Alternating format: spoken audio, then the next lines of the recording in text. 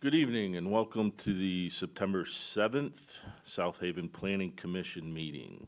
I'll call the meeting to order. And Luke, if you'd call the roll. Clark Gruber. Here. Larry Heinig. Here. Darrell Williams. Here. Michael Neese. Here. Amy Nichols. Here. Bob Sherman. Here. George Sleeper. Here. Janice Varney. Here. Tim Stegman. Here. Next up, we'll do the approval of the agenda. Make a motion to approve the agenda. Support. It's been moved and supported. Is there any other discussion? Seeing none, all in favor, please say aye. Aye. All opposed, motion carries. Next up, approval of the meeting minutes from August 3rd. I'll make a Motion to motion to, approve the meeting minutes from August 3rd. second. It's been moved and supported to approve the August 3rd regular meeting minutes. Any other discussion? Seeing none, all in favor, please say aye. Aye. All opposed, motion carries. Next up, public comment. Citizens in the audience may address the Planning Commission regarding items on the agenda for which there is no scheduled public hearing. And as a reminder, please mute your phones, and when you come up to the podium, you have 5 minutes. State your name and address. Does anybody wish to speak on items not on this agenda?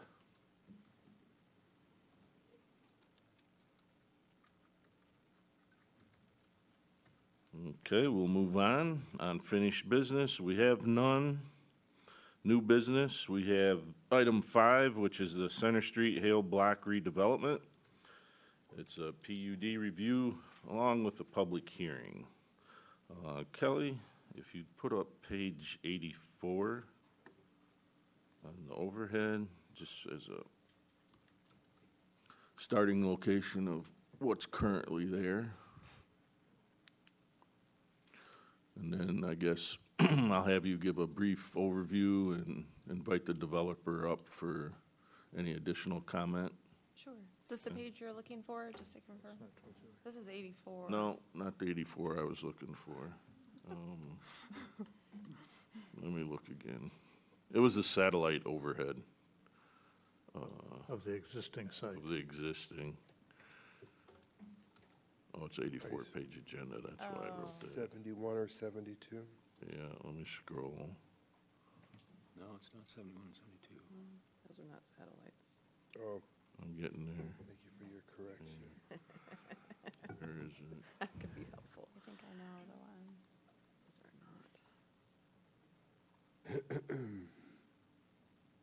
not. 39. 39. Yep, There we go. perfect. There we go. Okay. It's turned a little bit. I can rotate it if that helps. Yeah, that'll work.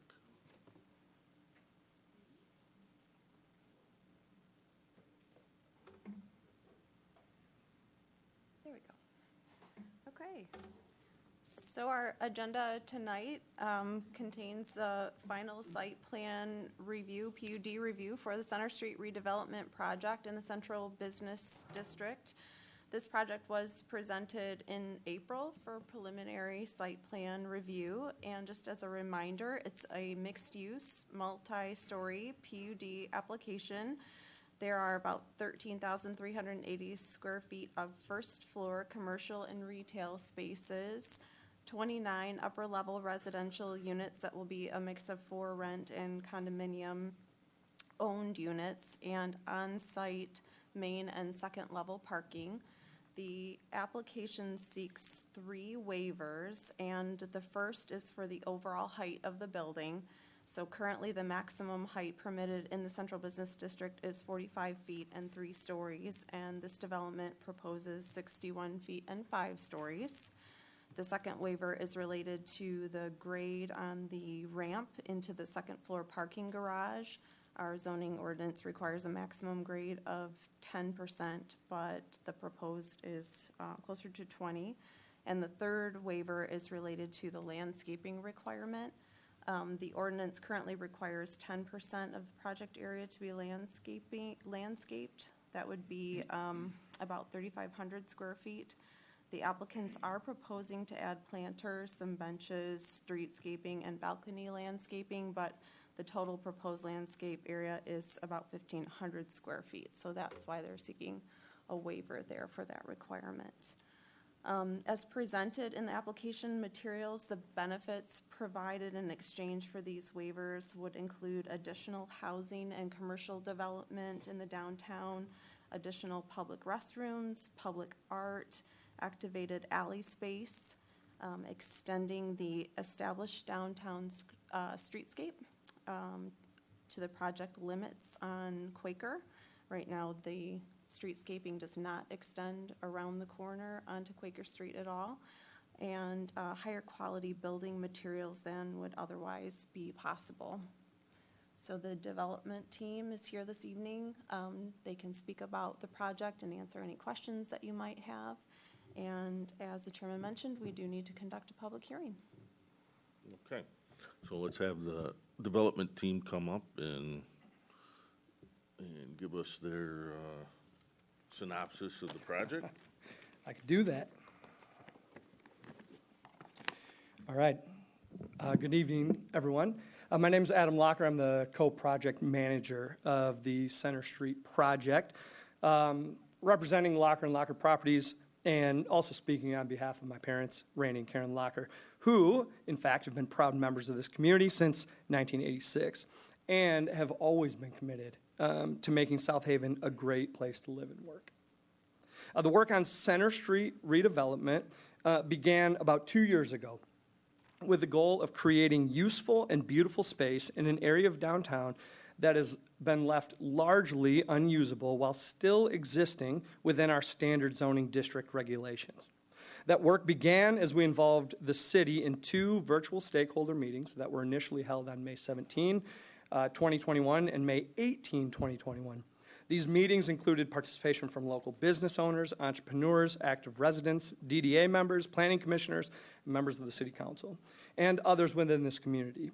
These meetings provide us with an opportunity to present an introduction to this project and to gather and address community feedback about the redevelopment.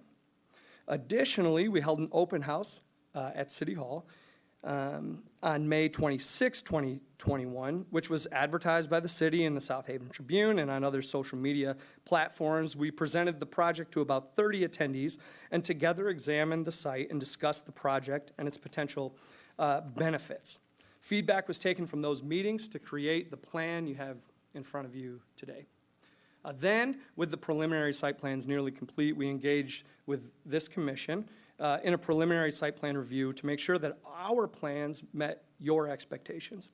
We're grateful for the feedback that was given from this commission, and we're excited to present this project today. We're presenting it with clarity on the questions that came from the preliminary site plan review. During that meeting, we heard you express your excitement about this project. We heard you acknowledge that while there is an affordable housing issue in South Haven, this is not an affordable housing project, nor a discussion about affordable housing.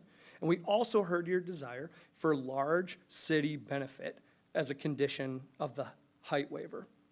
We're here tonight to request that this commission recommend that the city council grants waivers for the necessary ramp grade deviation to provide on-site parking for the overall height, and that the total amount of landscaping can be provided in alternate formats. We believe these waivers can be granted based on a determination that the project will result in higher quality development than would otherwise be possible, and would further the goals of the zoning ordinance, and would result in substantial public benefit. The application proposes to accomplish several of the City of South Haven's goals as laid out in the master plan, the economic development plan, the City Council's strategic goals, and the Downtown Development Authority's strategic plan and priority project list, which, as Kelly mentioned, includes housing diversity, housing attainability, mixed uses, outdoor seating, parking, pedestrian safety, partnerships, available public restrooms, streetscape, promoting year-round use, attracting workers, families, and businesses, central business district vibrancy, as well as central business district housing, and, as acknowledged as one of the goals, the redevelopment of the Hale Block. Specifically by utilizing additional height and providing parking space on the entire second floor. we are able to not only provide all of the required residential parking, but also lessen the parking burden in the city by having more spots than are needed to contribute to the accessibility of the commercial space. We are also able to provide the city of South Haven with public restrooms within the central business district. These items, among others, would not be proposed in an application that would be developed under traditional zoning requirements.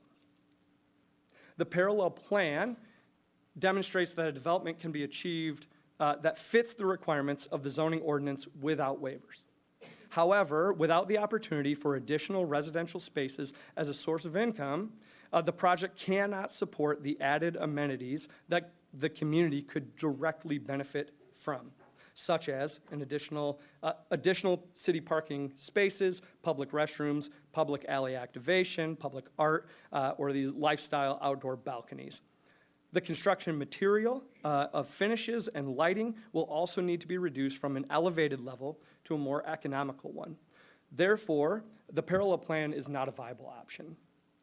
As you can see in our plans, we intend to respect, support, and complement the city of South Haven's existing look and feel that while keeping the look and feel while keeping the rhythm of the surrounding architecture, pedestrian pathways, lighting, and landscaping, all in a currently vacant section of the vibrant central business district. The scale of this project will be the most extensive development and most significant addition to the downtown in many decades, and it will fulfill many opportunities and goals identified in the city's master plan, DDA strategic plan, and the city council's adopted goals. And we hope this development will be a catalyst to spur further growth in the South Haven Business District. At a time when our community is lamenting both the personal and economic loss of the nuclear power plant, we are proposing a development that will have major economic impact in South Haven with the addition of hundreds of jobs, over $100,000 worth of additional taxes brought into the city year over year. Downtown South Haven, specifically the block on Center Street between Phoenix and Quaker Street, is in need of renewal and redevelopment. And it is now part of our comprehensive plan for the Center Street project, which is why we're here tonight. Locker & Locker Properties purchased this property on Center Street between Quaker and Phoenix in May of 2019. And we have been working diligently for the past 4 years to develop a plan in collaboration with city leaders and community members that will bring important redevelopment and renewal to this once vibrant section of downtown South Haven. Thank you, and we welcome the conversation together here tonight. Okay, thank you. Now, before we go on, are there any questions from the commission about any of the staff report? Anything that needs clarification before we move into public hearing? I've got a question for staff. I don't know, it can probably wait till after the public hearing, but Okay. do you want me to go with it now, or? Yeah, Okay. So basically, this is on page, I think this is 14, number 11. It talks about the access to the trash compactor, and on the, that there's going to need to be access at the public parking lot there. And I was wondering, is the city trying to work on, because right now there's like a bunch of other dumpsters there, is city working on trying to, because I'm assuming that area will need to be free from anything to be able to access the trash compactor. Yes, we see actually that as one of the many benefits of this project is that's an opportunity for some local businesses to potentially collaborate on garbage and waste removal and start to clean up part of that area of that parking lot. To my knowledge, right now, none of the private dumpsters that are in the public parking lot have license agreements. It's been just a long-standing use, so something like this could definitely catalyze, the city's involvement to be able to encourage partnerships, or at a minimum, make sure there are appropriate license agreements in place for the use of that public space. So, follow-up then would be on maybe on, condition 10, where it talks about developing some kind of covenant or agreement with the city.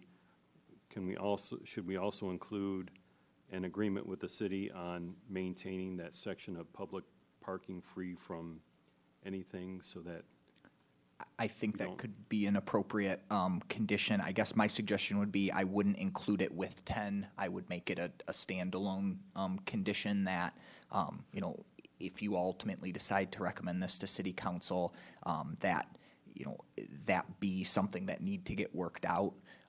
But yes, that could be an appropriate condition. okay. Thank you.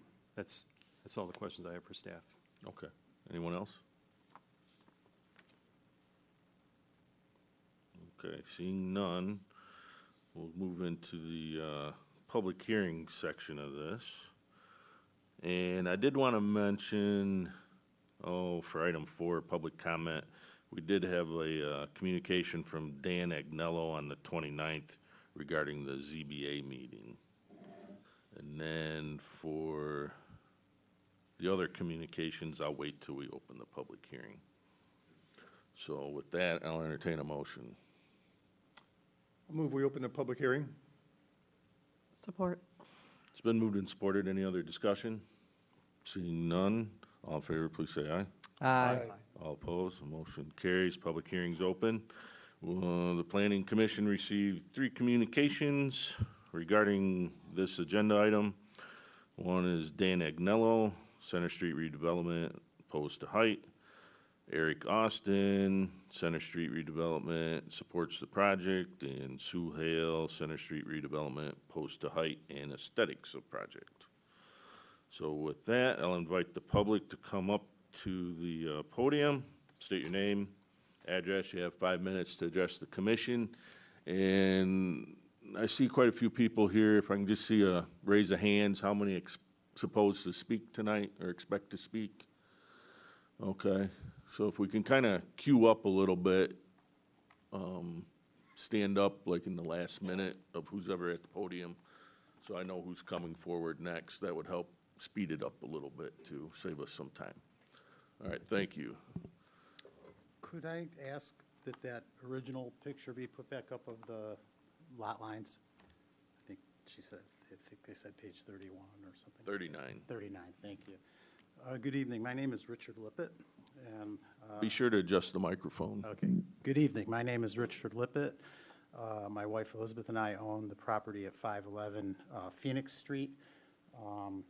That is the property that is directly above the 12 Corners wine shop, wine tasting shop.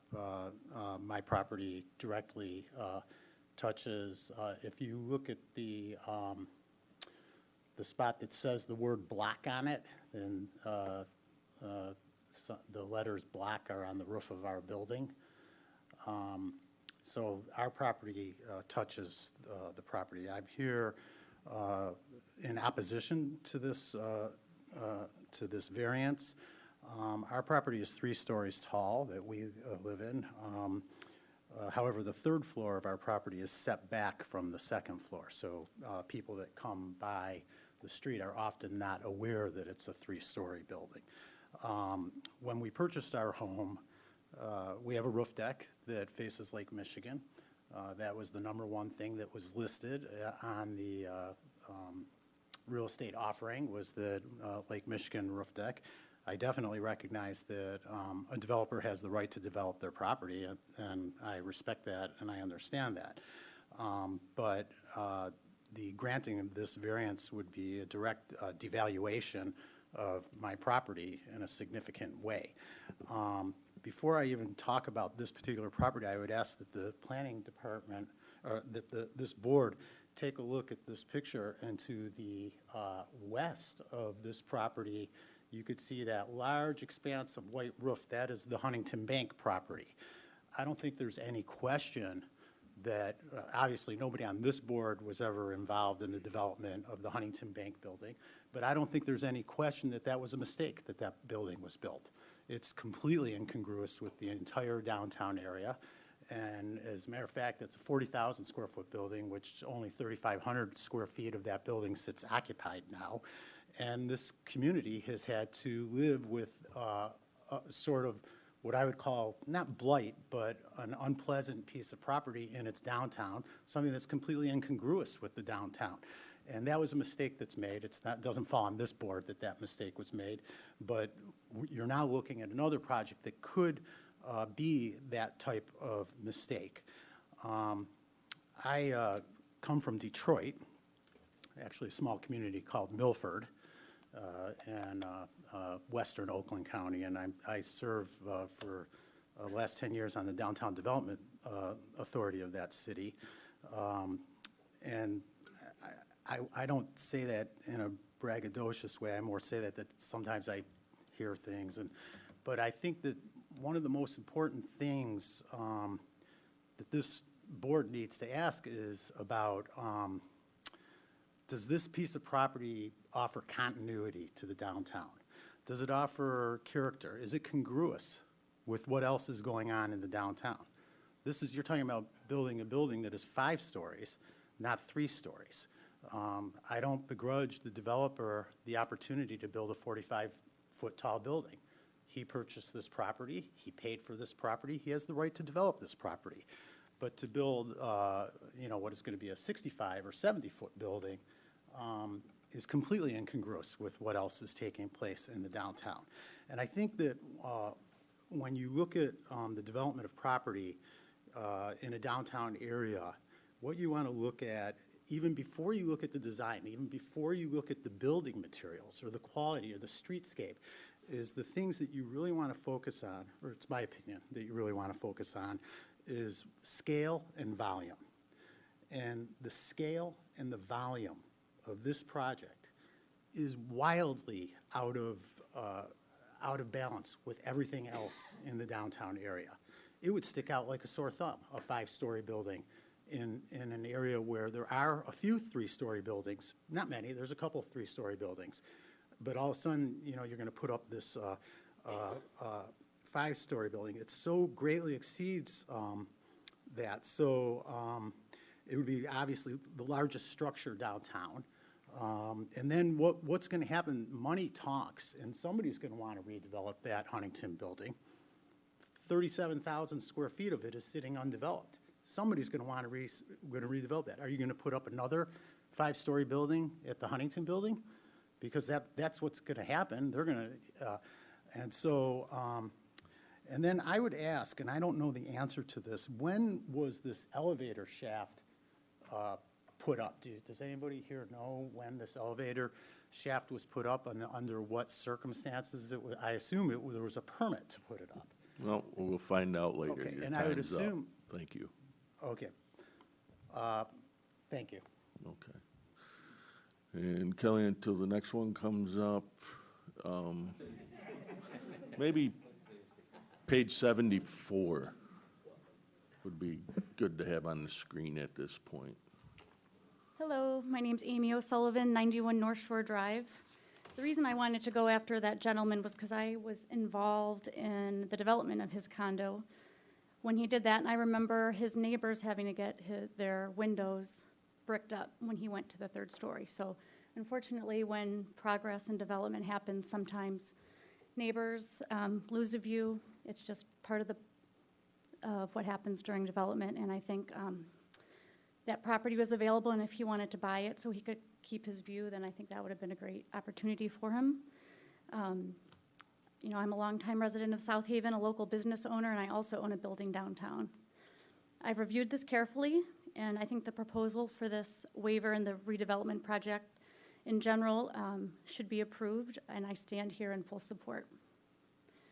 As a community, we need to be looking forward and seize this opportunity of a local resident who is willing to invest his money right here in his own community. The renderings and the design were done thoughtfully and show the amount of care, consideration, and planning that went into it. From masking the parking to recessing the upper level, he really thought of everything to keep this consistent with what is already there. People will have differing opinions. I believe the renderings would blend in very nicely and would be a great fit for keeping the flow of the community as it is.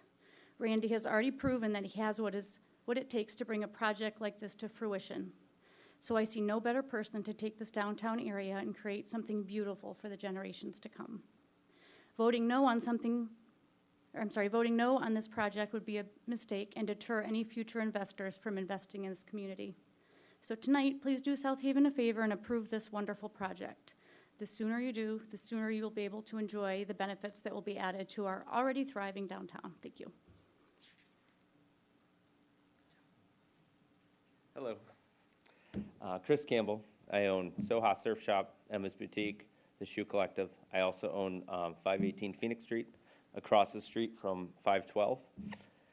There isn't much of a lake view. So I actually have a widow's peak on top, and I can barely see the lake if I'm lucky. But I think we need this development. I think this is something that I was hoping to be done with when I was on city council, that we could move forward, and it's taken longer than I was hoping. But I think this is something that's needed. If you look at downtown Holland, the buildings are taller. Progress has got to happen downtown. Right now, we've got a beach volleyball lot. We need a building there. It really does help. More businesses do help us. And as somebody that's year-round, I have 3 year-round businesses downtown. We see the effects. So, and having more businesses down there is going to help everybody. That's all I have. Thank you. Good evening. My name is Carla Colasar. I live at 508 Phoenix Street, right here downtown. I'm here on behalf of myself and 3 other residents that live at 508 Phoenix Street. We are all for this project as residents that live downtown. I'm here secondly as a business owner in town. I have 3 businesses on Phoenix Street, and I'm not going to be redundant with what's already been said by the last 2 before me. We're definitely for it for business reasons, but one of the main things that I liked hearing tonight, excuse me, which was new to me, is I didn't know that they were putting bathrooms in that are going to be available to the public. As a retailer in this town, on an average, I get about 15 people an hour, minimal, that ask me about public restrooms. This summer, your restrooms were closed along the Visitors Bureau wall, and it became a very large problem. It wasn't made knowledgeable to the retailers. So for the first month of April and May, I sent several families down there to use the bathroom. Unbeknownst to me, I had no idea that it was closed. To my knowledge, I don't even think it's still open. So now I'm having to send people here to City Hall. So I think just the fact alone that they're putting bathrooms in is a major, major win for this town, among all of the other things that I think are pluses for it as well. Thank you.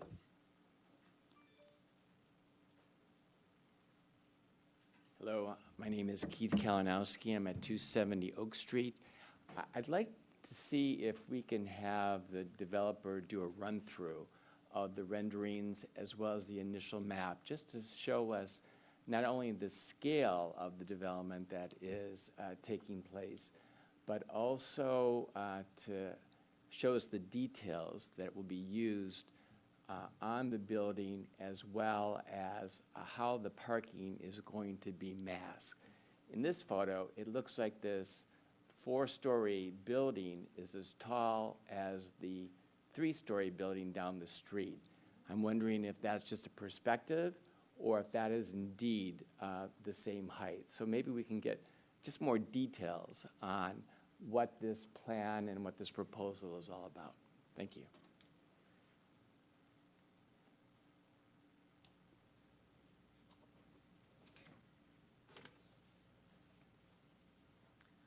My name is Margaret Nichols Harrington. I live at 355 North Shore Drive. It's a second home. My primary home is on the West Coast. I grew up in this town in the Hotel Nichols. I walked through town 4 times a day going to and from school. And I remember the days of urban renewal in the late 50s when somebody came in and wanted to sell a bunch of aluminum siding, and we got into urban renewal. And we've spent the last half-century trying to undo that mistake.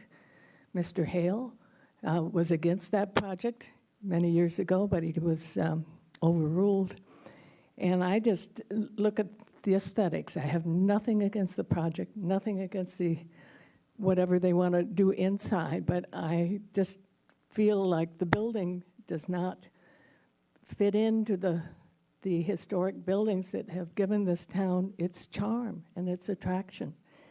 And I went to the University of Michigan. I drive around the campus there, and I see how when they tear down a building and put up a new building, it fits in. It looks like it belongs in the family of the campus.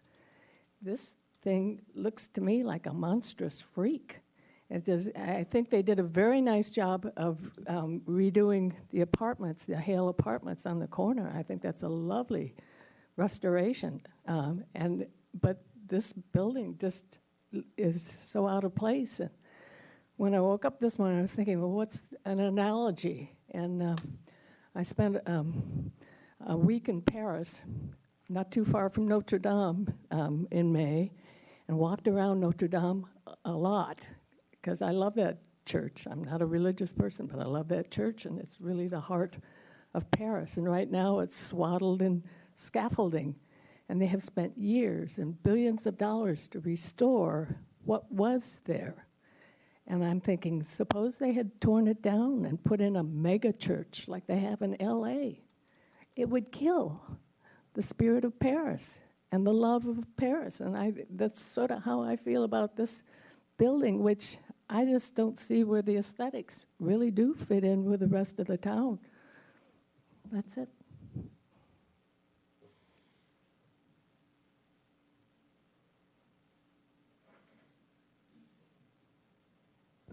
Ryan Servetus, 525 Superior Street, and we have two local businesses downtown at 505 Phoenix.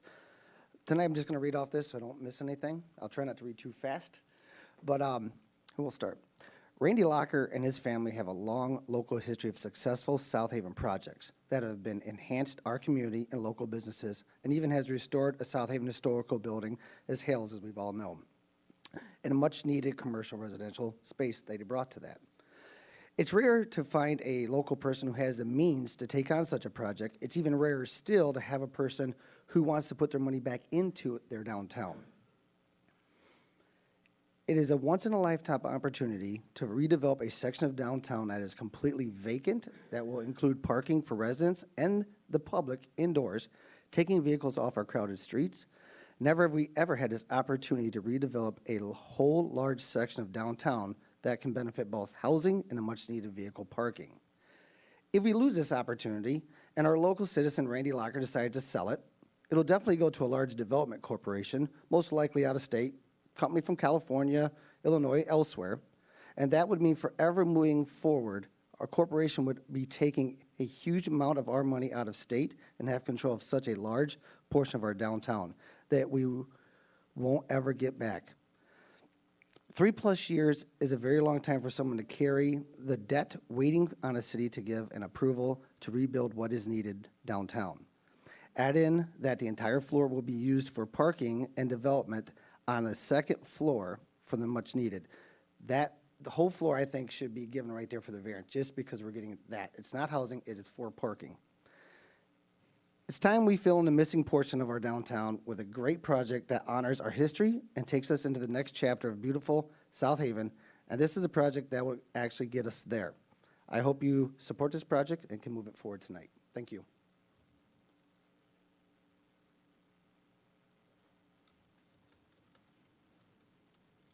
Good evening. My name is Derek Bolser. I live at 423 Lion Street. For the last 42 years, my family has operated Johnny's Lakeshore Jewelry, located at 501 Phoenix Street downtown. In fact, this November will be our 42nd year operating here. I am speaking tonight of my own initiative. My family is not business partners with Mr. Locker. We are simply tenants. I am also not speaking here on behalf of any other business owner or operator downtown. These are solely my opinions. I do believe this project is of huge merit to the downtown business district, especially when I consider the fact that the building that my family has called home for our business for 42 years is going to be torn down. But I'm okay with that, because South Haven deserves this. For too long, the Hales property is sat vacant in the center of downtown. When you look at the entire Hales conglomerate block that was initially there, that represents about 1/5, if not 1/6, of the central business district that's just sitting there. It's long overdue that something comes in here. One of the reasons why I believe this project has merit is the way that the developer is going about this. This is not a variance, this is a PUD. And under a PUD, the developer has to seek out ways that public benefits from this project. A couple things I'd like to highlight because I feel they have been lost in translation. One of them has already been established, is the use of parking. Now myself, I started working in my family's business when I was 16 years old. That was 20 years ago. And over the last 20 years, I have heard people lament every single year the lack of parking downtown. How hard it is to go get a bite to eat downtown because you have to wait for 2.5 hours. Some of the proposed changes to this site is 17 publicly accessed sites contained within the property for public use on the first floor, 10 publicly accessed sites on the second floor. In addition to that, some of the outline proposals, and I'm sorry, Kelly, I can't remember what it is, but the ground floor, floor number 1, shows the ability for not just 1, but 2 restaurants potentially to move in. Now, if any of you that go out in the summertime try to get a bite to eat in South Haven, you know on Friday, Saturday, Sunday, you're going to wait 2 hours to get in anywhere. There's nowhere in the central business district right now that a restaurant could move in and start operations within a week or two because it simply doesn't exist. That right there is another thing that merits special consideration for this project. A third thing that I thought of importance is year-round housing and attainability, as brought out in the master plan, the DDA, and the various committees that looked at this. We're looking at the potential of 29 units downtown. That's at least 60, almost 60 people if you have 2 per unit, maybe 120 people if you have 4 per unit. Having people downtown throughout South Haven is a huge economic boon for our small town. Over the last 15 years, we have seen every year, as winter approaches, the numbers of people coming downtown get smaller and smaller. That affects businesses. Some businesses have to close, some have to amend their hours, and that includes restaurants, just because that's what you have to do. But if there's more people coming downtown, living downtown year-round, then maybe they don't have to close down.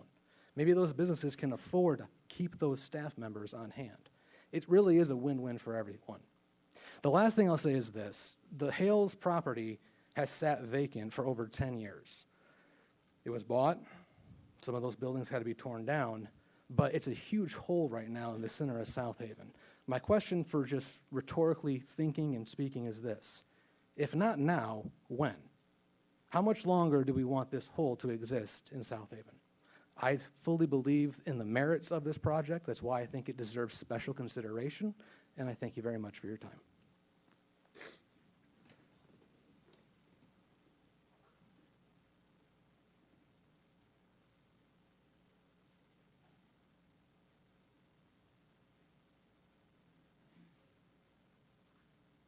Wayne Balser, I should have went before him, that's all I can say. I want to look back to 2005. Plaza Corporation had a option on the property where the old Bond aluminum plant that was downtown sat. And for those that don't know where that was in the block that Center, Eagle, Huron, and Kalamazoo Street border. At that time, they proposed a PUD, and the phase 2 of that PUD, if I remember right, was 7 stories. And some described it as a wedding cake design, which picture that in your mind. I have comments from our Planning Commission meeting in 2005, and my name's in there several times because I opposed that project, as well as many business owners, many folks in our community opposed it because of the issue of height, and they felt that it would change the character of our town. You go 18 years forward, and South Haven's not the same town. Downtown has changed, the waterfront has changed, our neighborhoods have changed. Also in 2005, there was a letter written to our city manager, and this was from a consultant company called Anderson Economic Group. And they were asked to give an evaluation of the parcel that we just talked about in that Phase 2 as to what would be the best use of it.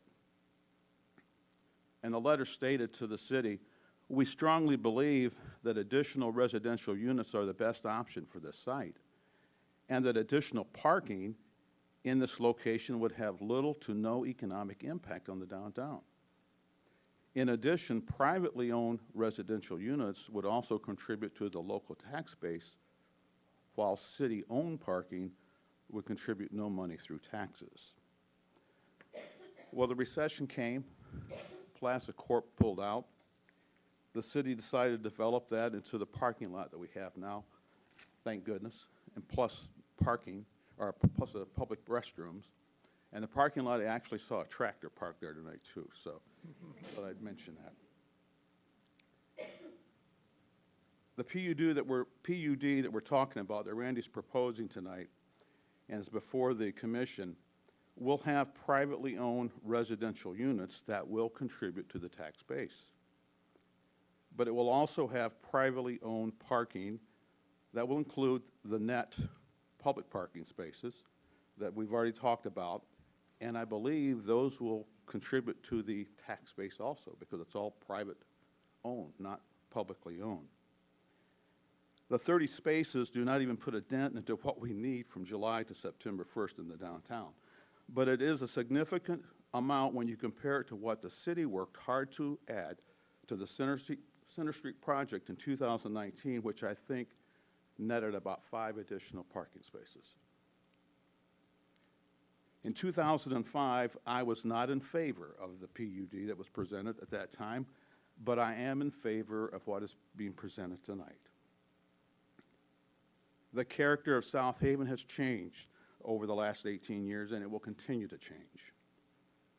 This project has the potential to become a centerpiece for further improvements and refinements in our downtown, and may be the stimulus that might shift possibly things in the right direction to create a better balance between the year-round businesses and the seasonal activity that takes place today. And as a year-round business owner, I certainly would welcome that.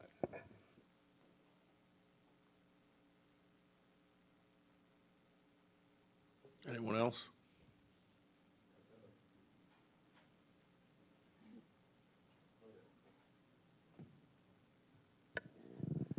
I'm Lisa Croupiers, 561 Indiana. Is this Randy? Okay. I know a lot about Randy. I've never actually met him or seen him, but I do know I did some business at the carpet shop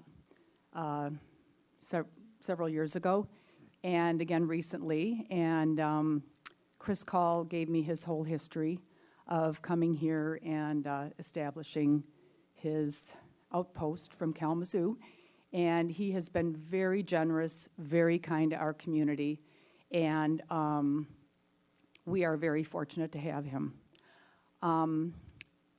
I definitely am in favor of the concept of this. The height is an issue, and the I can't think of the word I want, the character of the building. I think that if anybody could do it and make it more suited to South Haven, it would be Randy. And I think Randy's got the integrity and he's put a lot into this, but if there's any tweaking that needs to be done, he would be the one that could do it. I have some concerns about, restaurants being put in here and that type of thing. It would be great, but we cannot staff the restaurants we currently have. They have to close down days a week because they don't have staff. Tonight I learned about the Huntington building with 37,000 square feet of unused space. That is alarming. And I mean, it's always nice to have a nice new building, but that is alarming. We have 37,000 square feet of unused space there. What is wrong with that? Also, the parking, I would believe that the residents of this new building would have a significant amount of the parking would go to them. And then there would be public parking. I missed the very beginning of the meeting. I saw the plan that I thought there were two different options. One of them did not have public restrooms, so maybe I missed that is now part of it. I thought that was very important. So yeah, I have concerns about the height. We already went through this a couple years ago when a four-story building was turned down. And I know it's Randy, and I think South Haven loves Randy, but I don't think we should make any special favors for, which I can't think of anything else that would be going on. I think that if we ask for what we want, and those of us that do want the lower height, and also a building that has more character, I think if anyone could accommodate that request, it would be Randy. Thank you. Dick, did you want to come up?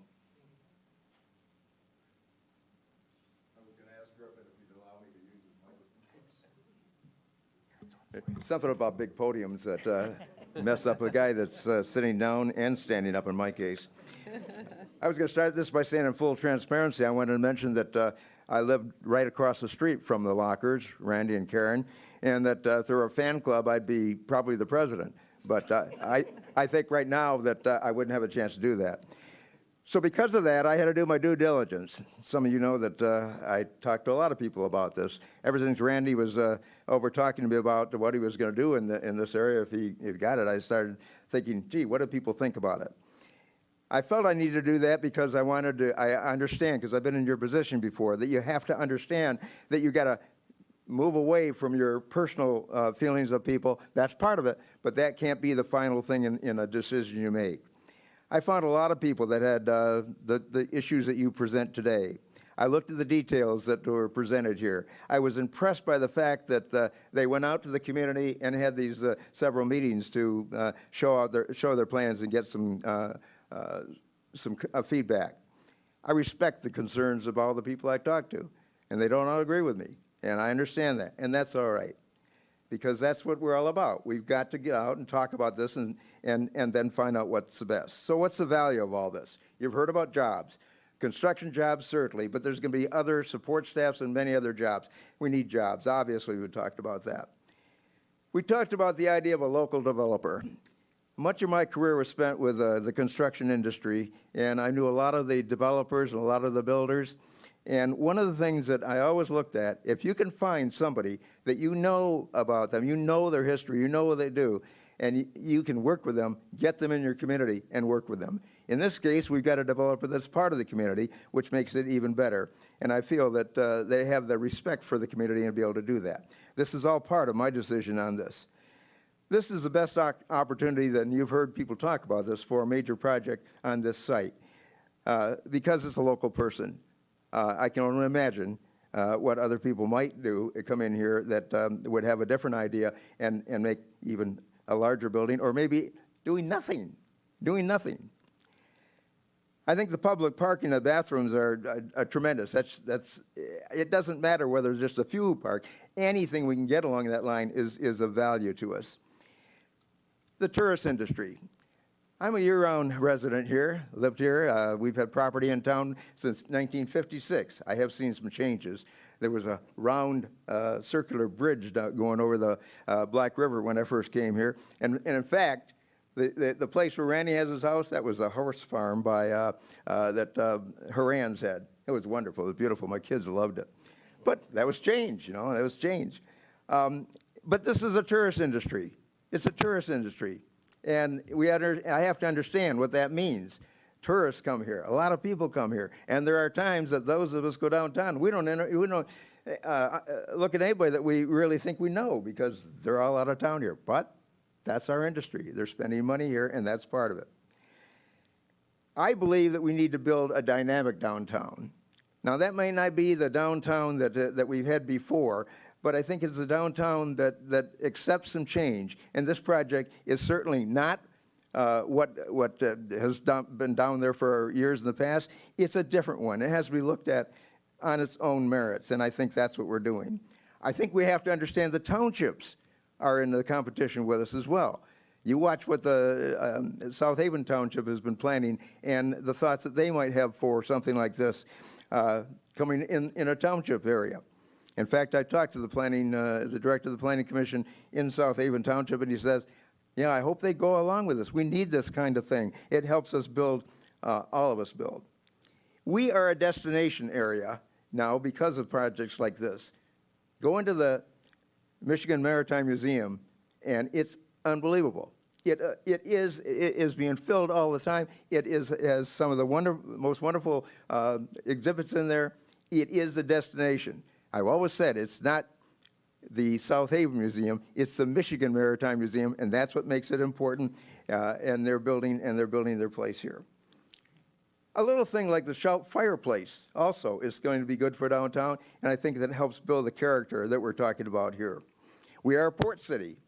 We're one of the best port cities around because the lake is right there. It's right there, and in other cities you go a long way down before you get in there. And then those people that drive those boats go up into town, like the one that was in town just this weekend, which we found out was about a $3 million boat, and it didn't meet my budget. So anyway, but they were here. They're beautiful. Griffin said at one of the meetings I heard that this project ticks all the boxes. I think it does. I think it does, and I agree with that.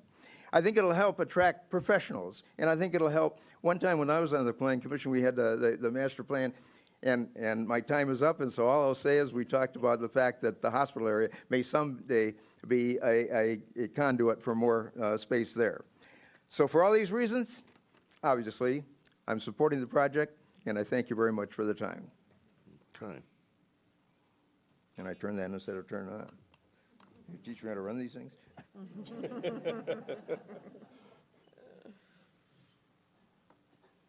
Mr. Birnband is a tough act to follow. I'm Todd Heinrich, 357 Moore Court, it's just about 300 yards over that way. I appreciated Adam Locker's opening statement, where he said that this is not affordable housing project. That it's refreshing to hear somebody that's not trying to please everybody. It's expensive, unique piece of property. It deserves to be developed to its highest and best use. And that's what I'm here to talk about, its use. I haven't heard, and I've followed this not real carefully, but I haven't heard anybody talk about using it as a boutique hotel or as a condo, using a different sort of business model, having a condo and having it be short-term rentals. As you know, I'm opposed to short-term rentals businesses in the neighborhoods, and I hope that we reduce the number and density of short-term rentals in our neighborhoods, and this is a great place. This is where they belong. You could have housekeeping staff, you could have an on-site manager, concierge service, and still have people be able to buy and own their own units. I haven't heard about it. I just thought, while I was sitting here, I thought I'd mention it. Thank you.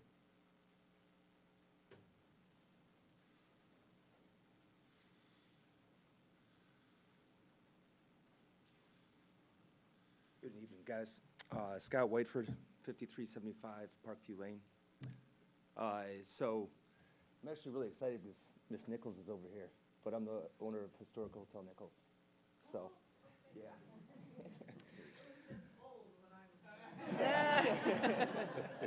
So, and then along with this young guy, I'd probably be on the fan club with him too.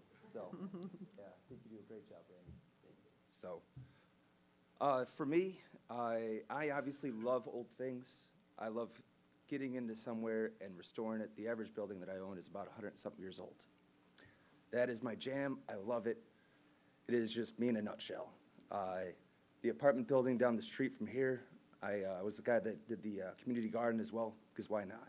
I mean, but I wanted to preface with those comments because I really, I mean, if somebody wanted to come into and build something, if he wanted to do a boutique hotel right next to me, that's his God-given right, in my opinion. I mean, you buy the property, you pay the taxes, responsible citizen, you know what? I think that's great. If somebody want to come in and be direct competition against this or that, and I mean, God knows everybody and their mother had an opportunity to buy this property for a good 20 years. And it's kind of sad that we've had to look at the sand for 4 years. I mean, my kids, they ask about it all the time. We got 4 young children, and they say, on average, a kid lives to be about 100 years old if that's born today. I think that's kind of remarkable. So when I have people that kind of gauge my interest and say, Scott, I mean, obviously you like old things. I think in 100 years, when my youngest just turned 1, I think this is going to be the old building.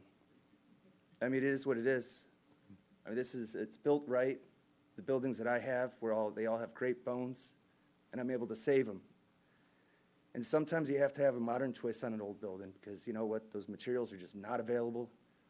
And trying to ship clay tiles from Italy, nobody wants to deal with that. I mean, because there's only so many clay tile manufacturers in the world.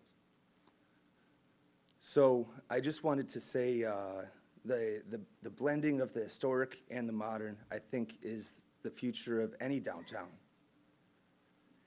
And at the end of the day, I mean, I think it could have been somebody from New York or Chicago or Detroit or God knows where. It could have been another corporation that, like the one that didn't exercise their option. I mean, that's a neat story, so thanks for sharing that. Obviously, the bank across the street, I can talk for 15 minutes about that. But I think that this is just something that's a no-brainer for our city and our community, and I'm just in full support of it. Even though this is just not something I would have done. Personally, I would have loved to restore the Hales building, because that's just who I am. But I didn't have the money. I mean, it is what it is. So yeah, I just fully support what they're doing over there. So thank you.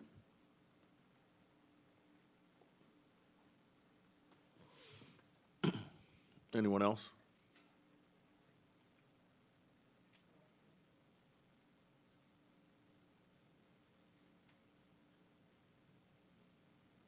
Before she speaks, show of hands, how many still wish to speak? Okay. Go ahead. My name is Carol Moore, and I own the Michigan Theater. I didn't know you had public restrooms because I thought everybody just went to the theater. I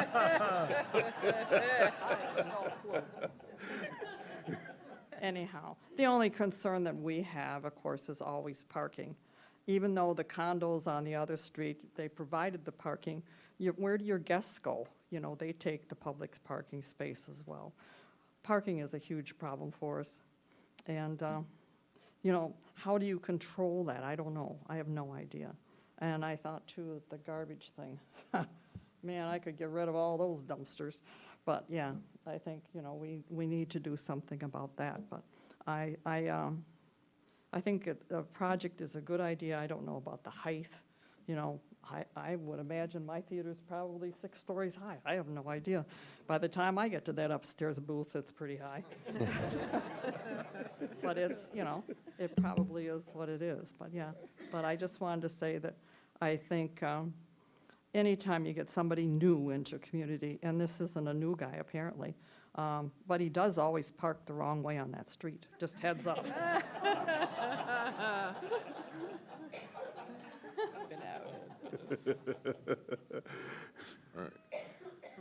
All right, anyone else? Going once, twice, 3 times? Okay. Mr. Chairman, I move we close the public hearing. Second. It's been moved and supported to close the public hearing. Any other discussion? Seeing none, all in favor, please say aye. Aye. All opposed, motion carries. Okay, we've heard comments from the public. Now, I think it'd be appropriate, maybe we have the development team come back up to the podium. If you have any additional questions you want to ask, maybe in relation to some of the questions that were raised by the public, that might be good to do. So,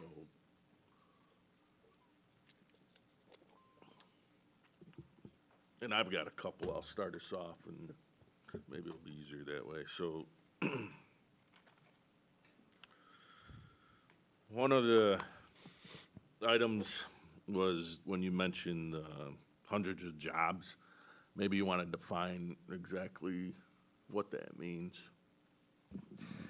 Currently, there's a sand pit in between 253 Center Street and the building next to Johnny's. And by simply creating commercial space, a vibrant commercial space, we expect to be able to see the addition of long-term jobs. We're not promoting some short-term boost for this community that then leaves and goes somewhere else. We're suggesting that by creating a vibrant downtown from Phoenix to Quaker and beyond, will contribute to new business opportunities on that block, which should create, by average, hundreds of jobs.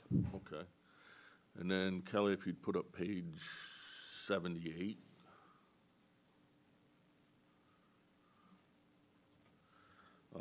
There are a few questions. Maybe you could describe the reasoning or choice of the facade and the percentage brick used in the your facade. Well, in terms of the big moves, it was Phoenix to have maintained the vertical rhythm that you already have. So you'll notice, yes, it is a large building. So we tried to break it up vertically with the building on the left and the building on the right. In terms of the building on the right, one of the most beautiful pieces in South Haven, the cast iron lighthouse. So we found a cast iron brick. So it's manganese iron spot. So that was the reason for that, to bring a contrast to the other piece, celebrating some of that heritage. And then adjacent to that, it is a coastal town. There's a lot of sand. So looking at sand as an influence, so you have marble, travertine, limestone, sandstone. It looks monolithic, but the reality is it would be this beautiful collage and mosaic of different sandstones and limestones to really celebrate the coastal heritage of South Haven. And then when we talk about percentages, it's pretty close to 50-50 in terms of the larger stone at the base and then the brick at the top. The brick at the top is because that's residential. I think people are comfortable being next to brick. But really what we should focus on is that this is a glass building. And I think when we talk about character, character is exposing the activities inside. And I think what is unique about this project is while that there is some materiality that's sensitive to the context, ultimately it's going to be about the activity and the people inside and celebrating that activity inside. So it's 50% transparent. And these look just like dark voids, but that would be vibrant with light and activation and food and retail and people. So that was some of the thinking in terms of the materiality, and then accents of champagne and bronze and wood, just bringing in real human qualities to kind of accent some of these major pieces. Very good, thank you. And the last one for now, there was a early question about the elevator shaft. I don't know exactly what the question was referring to, but why is it there? And We can confirm that all appropriate permits were taken to build the elevator. But just why it's there. What we did, we needed a second exit out of the building that we restored. So that's why it is there. Before, it had a staircase in the back of the building, and I didn't want people walking up a staircase and looking in windows of the unit. So we knew someday we would do something on this property. So that's why at that time, instead of building and spending thousands of dollars for something that would be taken out, we put something in that we can use as we go forward. That's why. A couple other things. The gentleman that talked about his roof property, he doesn't touch our property at all. So I just want him to know that he doesn't butt up to us at all. So yeah. okay, thank you. Tim, a follow-up to that, if I could. I was pleased to read the Shays review of the project, and I didn't know, but they've got not one, but two ladder trucks tall enough to reach that fifth floor. I was glad to see that. But then there was a comment as well about the elevators themselves being large enough to accommodate a gurney, I'll say, a cot, as well as a couple of emergency responders people. Given that that elevator tower is already in place, is it too late to consider that, or will those elevator cars be large enough? They'll be large enough. We consider that right from the beginning. Okay. So, yes. Good, good. And this might be a good time to mention, on the topic of people who are serving the community, particularly our fire department, we too lament the loss of the historic Hales building that was there. I think it's important for everyone to know. It's also important to know that the fire department deemed it unusable even for training when it was determined that it was unsafe to go in and to restore. And I just want to make that point of clarity as it came up in a couple parts of the public comment. Okay, who's next? Well, I'm not sure next, but I certainly would like to add to that. I mean, 512 Kalamazoo Street looked completely different when I arrived in South Haven. Thanksgiving Day is 62. And, you know, and if you look at that building, you know, if you look at it the way it looked kind of like the way it looks today, back in the 50s and prior. And then they were sold metal. They put metal up front, said McDonald Drug Store. You know, it looked great in the 60s and the 70s. And it's been rehabbed. Things will change over time. And I look at this project, and, you know, we don't really have historical guidance in the city of South Haven. But you've took a lot of care in brick, in sandstone, in the right kind of glass, the stucco, I mean, things that we see downtown today, you have incorporated within your project. So, I mean, I just want to add that we don't have that historical today, but things are going to change. And if you look at some of the buildings downtown, they've been redone to bring back something of old and something of new. I guess a lot of people have been talking about, you know, the Citizens Trust and Savings Building. Does anyone remember where that is? Yes. Oh, you guys think it's probably Huntington. No. So, change. And, you know, I know we don't write as many checks as we used to. The building is different. That was a factory. That bank was a factory. And they did everything but print money physically. So, you know, to say that we are not going to have something different and new that will create change within our community, I'm hoping so. I'd like to see it. My kids would like to see it. If my kids figure out how this is done, my grandkids will figure, you know, and have something new. So I guess I will talk later about all the benefits of the PUD of this project. Unless you want me to do that now. Well, really, it's questions. And that was the questions, and I think you added to that. The parking, that is going to be a benefit. The parking you talked about on the first floor, there's 17 spaces, less the one for the ingress and egress. So it's 16 spaces, public spaces added to the project. Because of the second floor, let's face it, there's 50, there's 39 living units that you need for, and some of those larger units, because we're looking at the Hales building right now, we'll need, some of the larger units are probably going to get a couple. I mean, that's going to be normal. Why don't you just ask them to explain their parking plan? Okay, why don't you explain the parking plan? Explain the parking plan. Question, I was Yeah, and go with the public section, how we know we're going to be able to utilize that. Thank you. But just as far as the public, it's mainly there for the commercial people that will be tenants of the building, where these people now park on the street or fill another parking lot somewhere.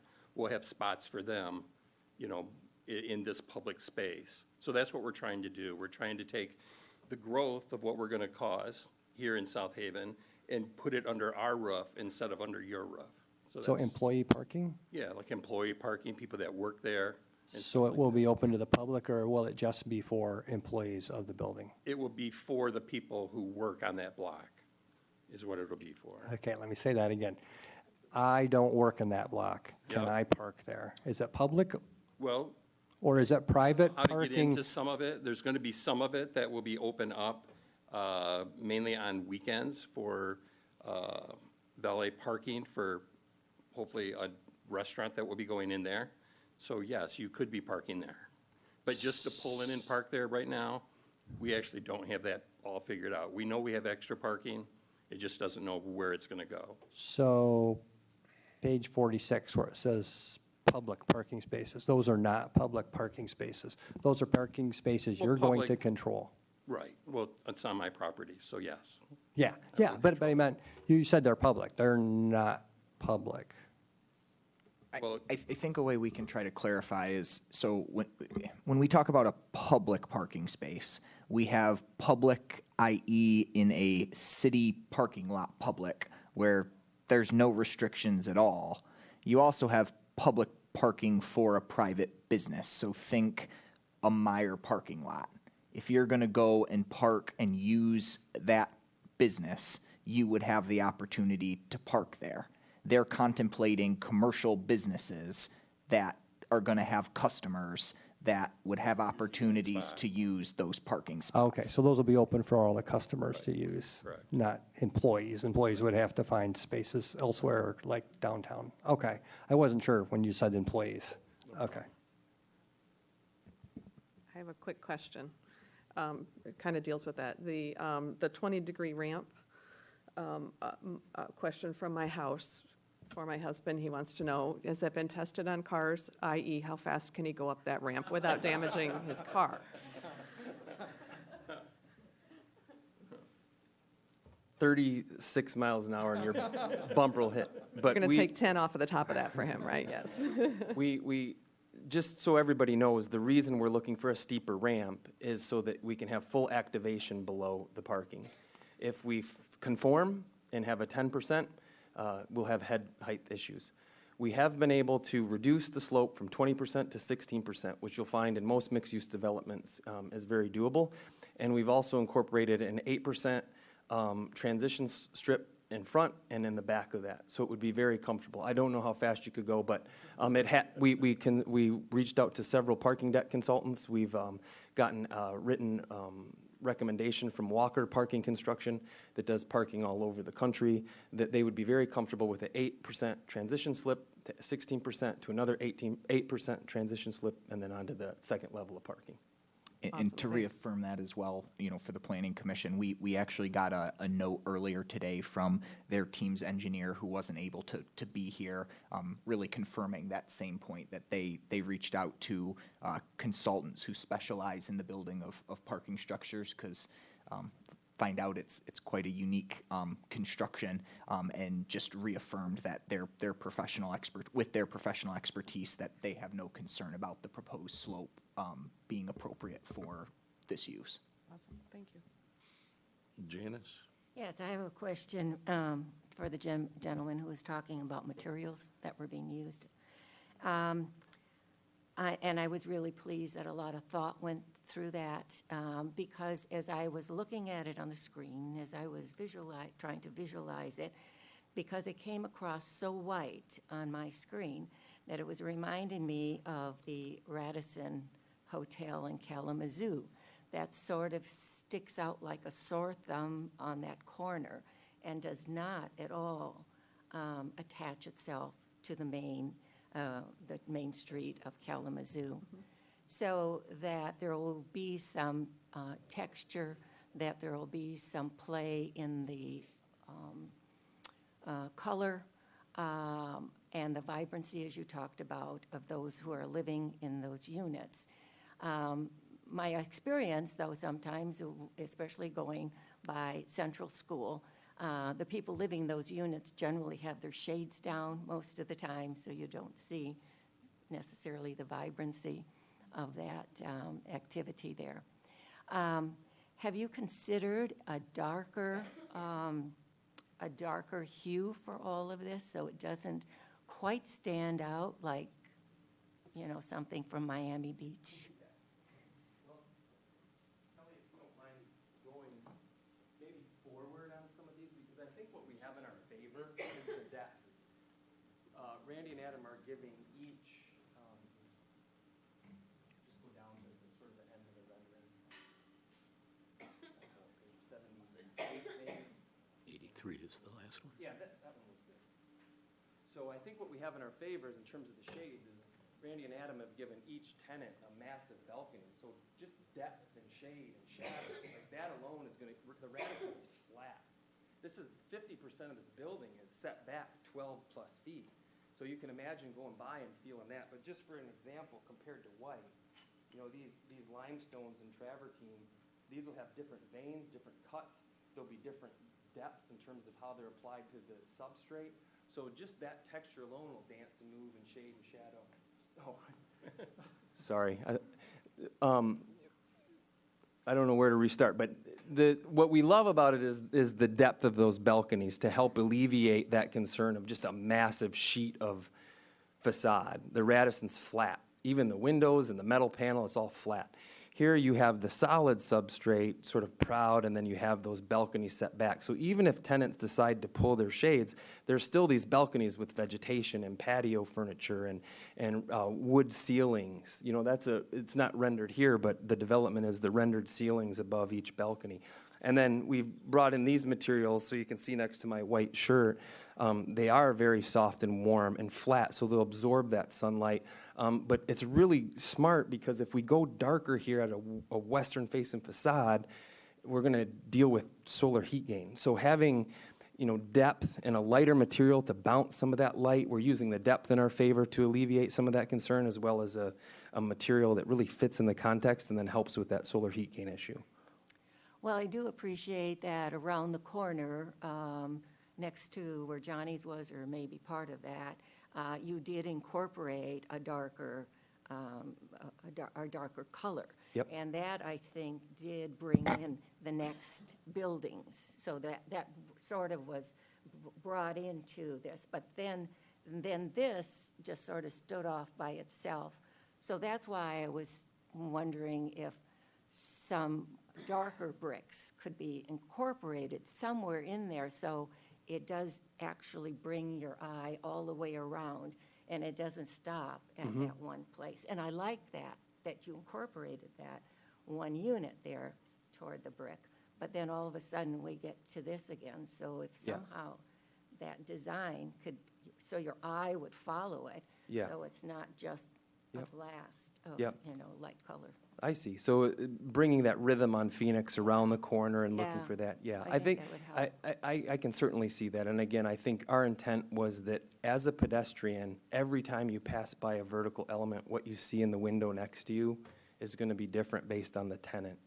And that there's something about the character of the city with the rhythm on Phoenix as a primary street, and then there's something about Center as a secondary street, that it felt like it made sense for not to necessarily carry that vertical rhythm all the way around, but rely on the character and expression on the inside to be that variety, and just try to be really sensitive and thoughtful with the material that's good for solar heat gain and helps frame that activity. But certainly as we move forward, you know, moments of breaking up that facade could be in consideration. We're at phase 1 of 4. Well, I appreciate you thinking about that and the effort that you went into selecting your materials. I just thinking, because I know many are concerned about the look and feel of the town, and so to incorporate that in, and it says over and over again in all of these documents that even in our master plan, that we want to keep the character of our town. We want to make sure that you know, flows with the new construction. So I was just thinking one way to do that would be to possibly bring that around, or having some darker elements, because our town is so full of brick. Yep. So just, if you could think of that, I'd appreciate that. Yeah. The wheels are spinning. Thank you. Thank you. Yeah, a couple questions, asking you to look into a crystal ball, Adam. Actually, staff may be able to answer this better than the lockers. Much has been said about increasing business for the downtown by having year-round residents there. You have 29 units. At the price point you're asking, can you speculate how many of those will actually be year-round residents and how many will be seasonal residents? I can't. I think if we look at the numbers that we have from similar things, I think it's hopeful, and I'm hopeful too, that a large percentage of those will be year-round residents. At that price point, it's likely to follow the same demographic that we have currently, rich people coming in as second homes. I understand. And I don't mean to be so flippant with the I can't. We can't, for sure. I do mean that answer. But as we acknowledged back in April, we are using a lot of our current development as an example of how to do this development. And what we have found in the 15 units that are downtown, 3 on Phoenix, a 3-bedroom, 2 2-bedrooms, and the 12 at 253 Center Street, just to the left of where this is. Of all of those, we currently have 1 of the 15 as a non-year-round resident. And to the support of the city, that resident is moving out in October and is being replaced by a full-time resident. So by October 1, all of the apartments that we have available downtown South Haven are filled with full-time residents. And Adam, please forgive me if I get this wrong, but I understood from the last time we talked, there will be a significant difference in the cost point of what you're building now compared to what you have there. And I say that because Randy Timmer did a wonderful job in explaining this whole thing about affordable housing and said, look, those are our working homes, residences. Sure. But my understanding is what you're proposing to build now will be at a significantly higher rate, rental rate, occupancy rate. Yes, but that's because of size. Right. So it's purely a square footage mathematics, not a luxury finish mathematics. Okay, so we are trying to finish this project at the same level as what we redid 253 Center Street. The reason they will become more expensive is because what we are finding, again, and just our own market research, is that we have two two-bedroom units available at 253 Center Street, and the primary call that I receive is for larger units. So by way of simple square footage gain, they will be more expensive. Yeah, please. My issue is not with what you charge. Hey, we're happy to be transparent. I hope you make a fortune. Thank you. What I'm questioning is the assumption that that's going to bring more business downtown because we'll have year-round residents. That's an assumption, a big assumption. If it follows the pattern that we've seen in people coming to this town, if you look at our demographics, there's a lot more people coming in here buying a home as their second home. They'll spend the summer. See you later. I'm off to Florida. That's fair. And I think the thing that I want you to walk away with tonight is that is an assumption. But because of our commitment to South Haven, that is a hope. Okay, it is not lip service. We want year-round residents. That is not just because we're in front of the Planning Commission today. We want that because we care about South Haven, because it's a South Haven development. So it's not just an assumption.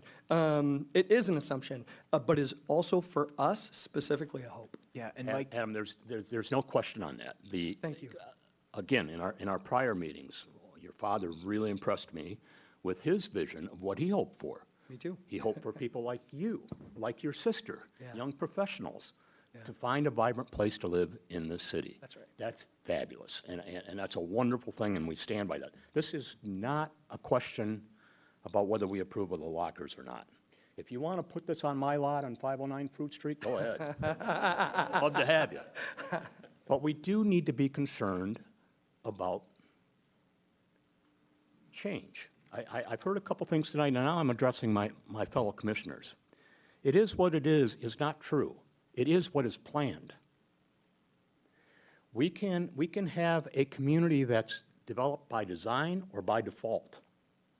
We are the Planning Commission, not the Reaction Commission, not to fix it once it's passed. We have an opportunity to define up front what that vision looks like. So I reject those two statements. of course, with my background, as many of you know, the design is everything. Design is what makes the distinction between a commodity and something of value. It is design. Design is everything. The architect, I want to ask him a couple real quick questions. It is a challenge to put a new building in a historic community like ours. So I'd like to hear a little bit about your thought process. What did you consider when you considered the rhythm? And that is the correct word. I will mention that Holland was mentioned. Holland has extremely strict design standards for their buildings downtown. We, unfortunately, as a city, have never developed those. And I hope we learn from this, and we do that in the city, so that we have that information to give our developers up front, not have them go ahead and plan us all out and say, no, no, no, no, no, no, no, no, no. You should have that as clarity up front. But I would like to hear, as the architect, as you walked through the city and you looked at it, what was going through your mind in terms of how you determine the flow and the rhythm of what you're offering here?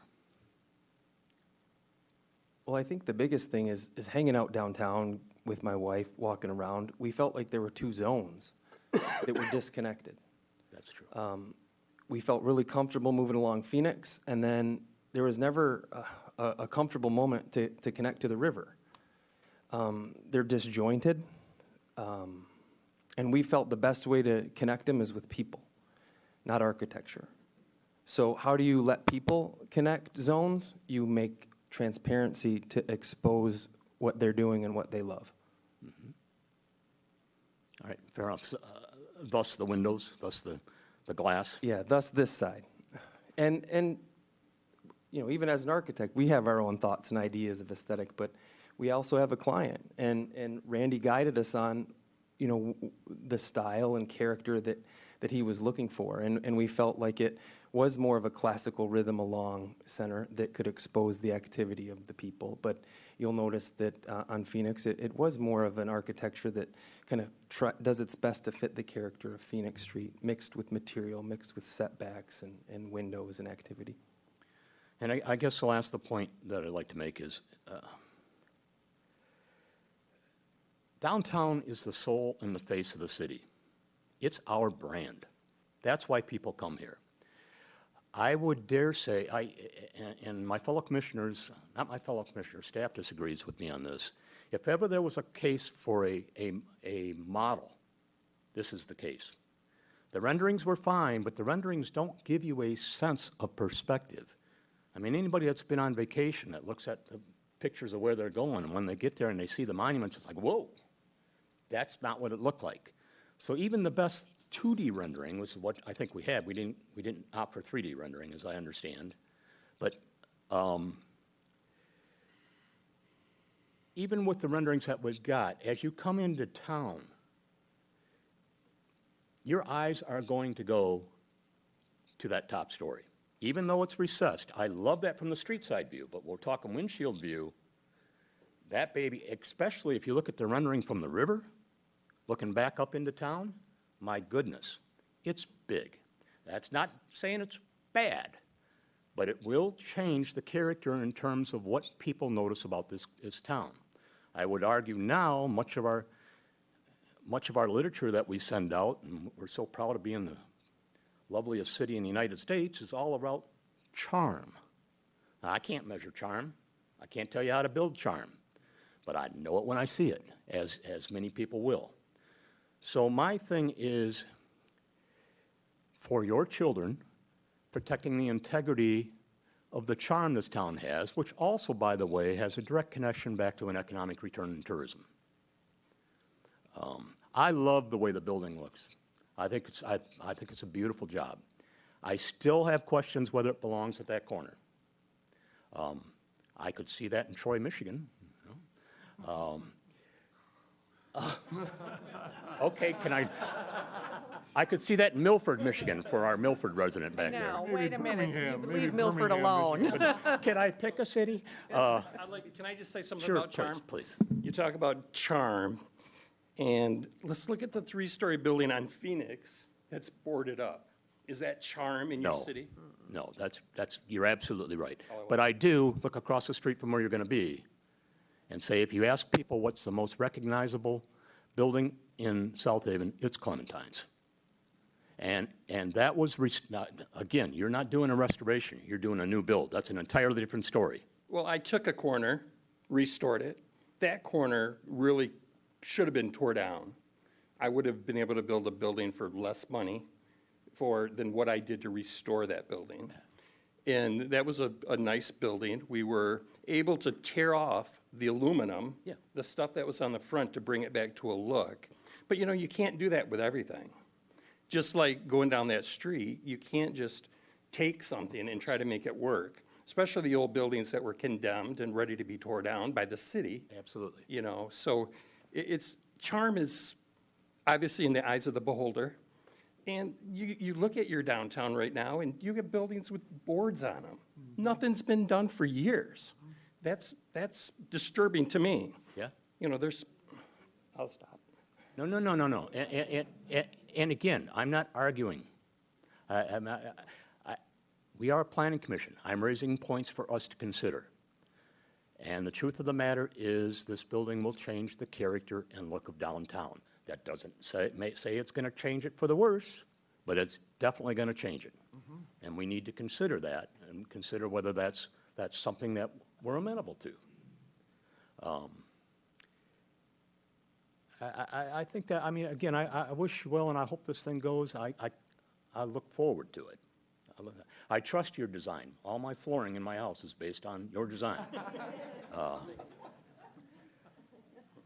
And we certainly trust the lockers. But I'm here to combat the idea that it is what it is, and that's what change is. No. Cities have planning commissions to direct change. Not like this commission spending so much time going back and changing ordinances and tweaking ordinances because we didn't think through it up front. The problem is, in this case, if we approve it and later on it's something we wish we could tweak, you can't tear off the fifth floor. We can change an ordinance, but this is a permanent change to our downtown. I'm not saying it's good or bad change, but we need to treat it with that gravity. Is that it? Okay. So who hasn't spoken yet? George, Larry, Daryl? I'll go next. I like this project. I think it's good. I think it's going to be a definite improvement to the downtown area. And what I'm looking at is just some tweaks I wanted to get some opinions on. So in page 15 of the staff report, we talk about pedestrian egress, ingress. I'm specifically looking at the alley, and I don't know if Kelly, if you can put out one of the drawings that shows the ground floor.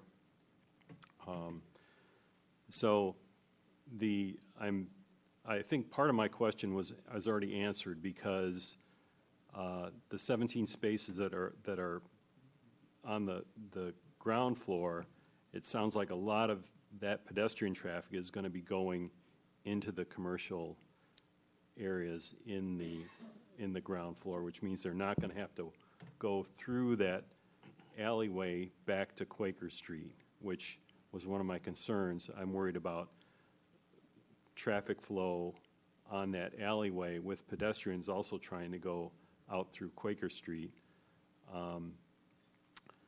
The other thing is, in the existing building that backs up to the alley where like New Holland is, there's two doors to the two different businesses that empty out into that alleyway, and I'm wondering how is that, do you need to do anything special with those doors, either change how those doors, how they get out of those buildings, or if you have to somehow put like barricades or something to prevent doors from opening up into traffic, or they're going to even need to be steps or something for, I don't know what the elevations are going to be with those two doors in back.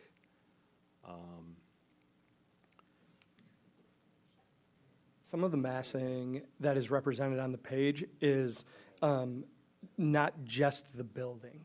So what you're not seeing in that square is different utility hookups, and there is, it does not just go to that alleyway. I think that's a fair question. It looks that way, but that's just because of the masked box there that's not a part of this project. The actual space does create an egress that goes through there by way of the way it's currently used. Does that make Okay. sense? I did see on one of the drawings, there's going to have to be some things that are going to have to, like air conditioning units and stuff that are going to have to be removed for that building. And then also I was concerned about the traffic flow because you have to go from, like, all the commercial people on the ground floor are going to have to get access to the trash compactor. And you're going to have that also pedestrian traffic going through the parking lot, basically. But, and were there any kind of considerations for, like, a walkway or something from that area where the doors are to the trash compactor without having to walk into the flow of traffic? Not that there's going to be a lot of flow, but. Right there. Go ahead. All I can mention is that the exact trash compactor that we're suggesting is a trash compactor that is used at a restaurant that I have in Grand Haven that connects to a parking lot, to a 5+ story building, and we don't see any issues. It doesn't cause a safety hazard for any employees. So from our experience and one of the models that we used in trying to determine an effective way to manage through trash, we have yet to, in that experience, see any problems. And again, a very busy public parking space, which is a relevant concern. Okay. I'm good, thank you. Larry? Daryl? Yes, one thing that I was glad of, that I'm glad that the parking was clarified, that gave a little additional clarity. I had some questions, but I think after it was laid out, it offered clarity. There is a quote. It says, there is nothing permanent except change. And I think that a lot of times we try to, and I hear everybody's opinion, but at the end of the day, I'm my own individual. And that's what makes me unique, and that's what gives me a voice to sit on this board. I understand that the primary function of this planning commission is to help direct and planning for our city. I'm excited about what I see. Is it different than what's there currently? Yes, and I'm glad about that. Is this going to be unique? It's going to be unique, but I think that there is something to add that's a good quality. And I think that with that, my questions, I don't have any additional questions because they were clarified, but I definitely wanted to give my support as an individual on this planning commission. Thank you. All right, thank you. Unless there's any further questions, I'll thank you guys for coming before us. Thank you. All right, now, further questions for staff. I have a few. And we're going to go to the recommendation section. And that would be, where are we at? Recommendations. Page 19. 19, 20. So the first question is recommendation number 3. Planning Commission recommends approval of the proposed construction schedule, et cetera. The proposed construction schedule, where exactly was that in the packet? There was a rough tentative schedule provided in the narrative. Yeah. So that's what we have for a schedule right now. If you're looking for construction of like specifically when they're breaking ground, when we may have to block off parts of streets, that stuff we wouldn't know at this time. We would have to work that out with the developer when they were more at the building permit phase Yeah. of a project. So that seems a little general for me for planning commission approval. Okay, we can definitely adjust the wording if there's something you'd prefer differently there. Okay. Maybe just say, tentative project schedule as opposed to construction schedule. Just following up quickly on that, Griffin. Please. Is there, during this construction phase, which is quite lengthily, of course, through the years, is there any specification on what that work site needs to look like? There is, and that's stuff that the city's building official would get involved in, and actually the size and scope of a project like this, our building officials already aware and may bring in additional support from the state. So Laura, the licensing and regulatory affairs department, who with the state they certify building officials. When communities such as ours have larger projects, our local building officials are able to get additional support for larger projects like that, and that's something that could all get worked out at the building. And the reason I ask is because it's been vacant, the property's Absolutely. been vacant for a while, and the fencing has been coming down and things. And so if we're going to be living with building for the next 4 years, I was just hoping that there would be some thought through safety and the visibility of the project. Yes, thank you. I think in the narrative, doesn't it suggest as well that construction would begin November of '25, and assuming things Yeah, go there- as scheduled, complete November of '27?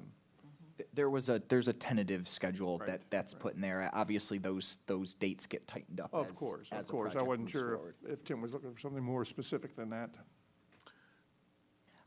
I can tell you all that, for a project of this size, when we would get to the point of issuing building permits, so other things that are going to come into play are things like right-of-way permits. Obviously, at some point in time, they're going to have to store stage material certain places. They may have to shut down, one lane on a street for a short part of time.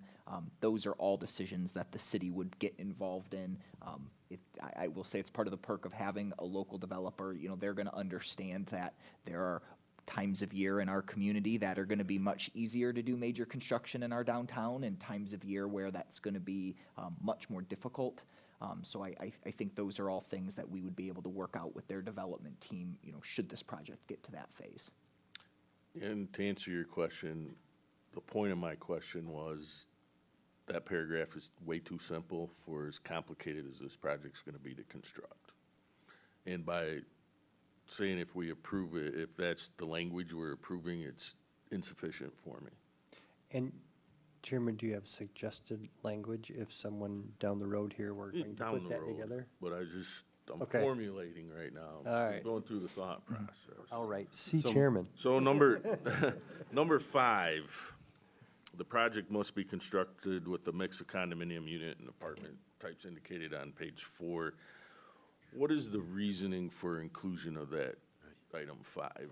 So something that was discussed at the previous meeting, and, Mike, I don't want to put words in your mouth, but I know something that I have spoken to the development team about is trying to understand the mix or the proposed mix of for sale and for rent units, because we very clearly have seen in our downtown for rent units attract certain types of people, and for sale units attract other types of people, and trying to have it be clear to you all what is being proposed in the project, as opposed to saying 29 units, they may all be apartments, they may all be condos. It's at least giving you all an idea of what you all are being asked to approve. Okay.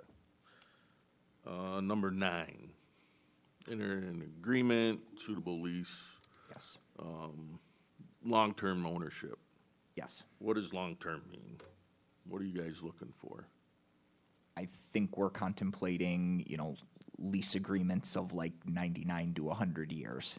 Obviously, we're going to have to, Maritime Museum. similar to the Maritime Museum. I mean, we're going to have to look in, obviously, a project like this. They're planning for, this building to be here a long time. Part of those details is going to be, working out, fixture build out and so on and so forth. So we'll have to work with their team and our team to figure out how long we can reasonably expect the bathrooms that are constructed to last. But the idea is these are going to be a permanent fixture in our downtown as public restrooms. And I think the importance of that question is the bathrooms is one of the carrots for this project. Yes. And if long-term is 10 years, maybe the carrot's not so tasty. Yeah, no, I think that's a great point. We are talking much longer term than 10 years. Okay.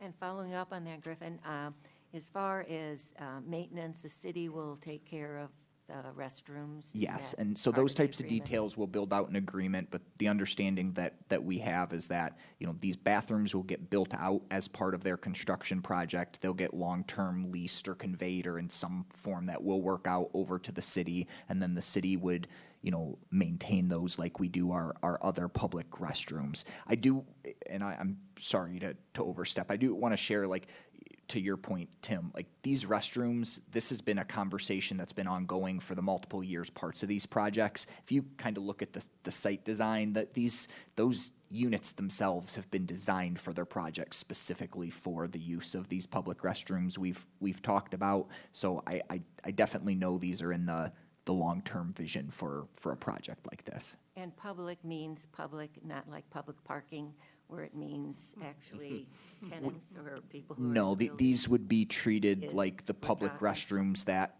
when they're completed, we have at Dykeman Park. There were some public restrooms down at Old Harbor Village for a long period of time we haven't had for quite some time. These would be open to the public. Anyone can use restrooms. Maybe cleaning up that with public parking too, maybe putting that the parking isn't like, if I just wanted to go and park there, the parking are for tenants and for people who work there. So just giving it another name won't confuse it, I think that's a great We point. had that discussion here. Yes. Yeah, and then if there's any renovation in the future, who will pick up that tab? Absolutely. Griffin, did I understand you to say that the restrooms would be in essence city restrooms? In other words, we would maintain them?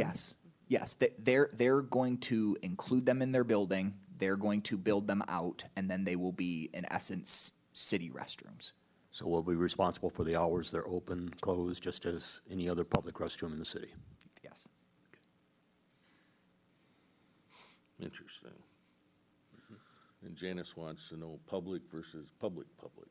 The definition. I'm telling you, it's not easy. In this town. And everyone, I think that, and, for clarity for people in the audience and everyone watching, I think particularly for the parking, that's a really fair point. And I think it is important that we are as clear as we can. I think that's also why, when we're hearing language from, their development team, part of something they've been emphasizing and has kind of clarified as we've gone through this process from public meetings 2 years ago to preliminary site plan to here is, part of the intent of these parking is not necessarily to be adding, a 30-spot public parking lot like the city may have the opportunity to add and have added in the downtown over time, but it's to try to mitigate the impact of what is a large development in our downtown from requiring the use of the limited public parking we already have.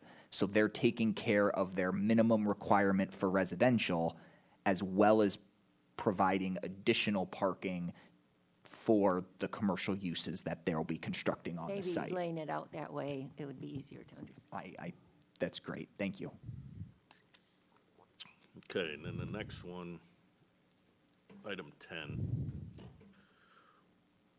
Explain why that one's included. That has to do with prohibiting use of the dwelling units as short-term rentals. Yeah, that's based on input we've received throughout the process. As I think all of us know that, short-term rentals are a contentious topic in our community, and, based on feedback we've received, throughout this project, some of that was pretty firm that they did not want to see these be short-term rentals. They wanted to add, at least the opportunity for full-time, year-round housing stock. Obviously, we have no way to, confirm if someone wants to have a second home, or someone can pay and rent an apartment and decide not to live there, and we can't control that. But I think this was, in some form or fashion, an attempt to, encourage year-round use of these units. Yeah. Tim, that's. And so I mentioned that, as a counter thought, and it's not specific to this agenda item, but if short-term rentals are such a large issue, and you want to remove them from certain neighborhoods, it would seem like you'd want to develop short-term rentals in the downtown. So why would you prohibit it? I don't recall the discussion. I mean, I was thrilled to hear they were willing to do that. Yeah. But I share your point of view, Tim. If short-term rentals belong any place in the city, it's downtown. We have short-term, I mean, the businesses are going to reap the benefits of having tourists. It'd be a great opportunity to remove the concentration from the neighborhoods and put them back in the business district that's receiving the primary benefit. So I don't understand that restriction. If they're happy with it, that's fine. In comparing to the ordinance as it sits, many of the PUDs are exempt from that, where this would not be exempt, so. This is a different PUD though, right? This is a mixed-use PUD, which is, again, is another issue. And the PUDs exempt from the short-term rental ordinance are specifically named PUDs in the ordinance, not just any PUD. I guess I can be even clearer, as going through this process for 2+ years, we have had several city council members who have specifically brought that topic up as an important piece for them in seeing a project like this move forward. So if it's not something you all would like to see, I mean, obviously it's up to you all at this point, but that's where that has come from at this point. No, and that was one of the things put on 335 Center. I believe so. So that's when that first came up. It's not something we've never done before. New, but But that's counter to what the conversation was before, that we want people year-round in our community. We want people year-round downtown. It's not like we want people just coming and going and then have nothing happening in the winter. And so we want the people who are living there to go to the restaurants all year-round. So I thought I really supported 10 when I read it. We've also included restrictions on short-term rentals on the clawback agreements that have been approved for commercial rehab for second-story apartments that have been rehabbed in the downtown. To my knowledge, that's a standard clause we've been including in that for the same reasons. It's been a priority for council to not incentivize that use. Okay. So that's all I have for right now. Can I go back to his question on number 5? Are the lockers okay with that language that says the project must be constructed? It seems like awful strong language that might restrict their right to choose how that property is used. I mean, it almost sounds like we're dictating to them, look, these have to be, you have to have so many of these and so many of these. To an extent, you all would be, because there would be a trade-off that's being made here between, additional height and waivers and the public benefit part. I know something, and again, I definitely don't want to speak for them, but I know something that we've talked with them about as we've gone through is, in the unit mix proposed in here is set the minimum amount of apartments that you could conceivably have and put more of them as condos, because the condos have more flexibility as they go. They could conceivably rent, you could sell a condo, they could buy the condo, and they could rent it out as they go, but it would set a minimum amount of for-rent apartments that would have to remain. Understood. I'm simply suggesting that word must is pretty strong. I don't know their business model. I don't think 9 unelected officials should be delving into how they utilize their assets. You all are welcome to, change the conditions as you all see fit. And you had mentioned earlier, if they were apartments, they would probably be people living here. If they were condos, they wouldn't. I didn't say that. That they would be owned by people that would be second homes. I mentioned that earlier. Yeah. I think, Mike, the importance of this one is whatever's on the page, that's what's going to be built. It can't be deviated from. Correct. So. No surprises. And as I said, my question was not whether it's okay or not. My question is it okay with the lockers? They're the one that have to live to this constraint. All right, any other questions for staff regarding recommendations? Yep, one more. I wish Nick was here. Could you talk a little bit about the future ramifications of how this may impact other buildings wanting to be that height in downtown? Sure, that's actually a great question that we have talked with Nick about on several occasions. So again, I definitely don't want to speak for him. I'm not an attorney, but we have had a conversation many times, and it can say with confidence that by allowing a waiver of height in this situation, you are by no means obligated to offer a waiver of height based on a future application. If anything, one of the things you all, I could say, are doing, or maybe a better way would say is could do, is by setting the standard or setting a high bar on the level of public benefit or size or scale of a project, uniqueness of a project, where you all would consider something like this.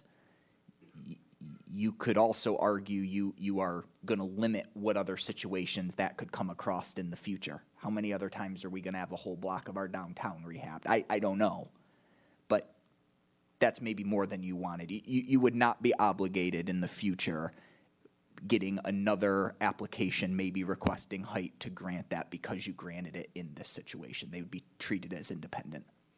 Unfortunately, we won't be granting that. We'll be recommending the city council. Understood. That's true of everything we do. Sure. Does that help at least a little bit, though, Mike, to your question? I think it's important to make sure that the public's aware of that, because that's one of the main concerns people talk to me about. Absolutely. And where everything's going to be 5 stories now. Yeah, now, it wouldn't be automatically is the answer to that, is that you all would consider applications for PUDs on a case-by-case basis like you are with this one. And that is, And that certainly, doing it under a PUD would not make any obligation whatsoever to request for a variance for additional height. Correct. A variance Yeah, would be it's something entirely completely different, yeah. yes. It would not set a precedent. Correct. Yeah. so there's been at least 9 projects in the Central Business District over the last 20 years that have requested to be higher. They've all been turned down, including the most recent, which was Consumers Credit Union. So that probably is the largest hurdle I see for us to decide.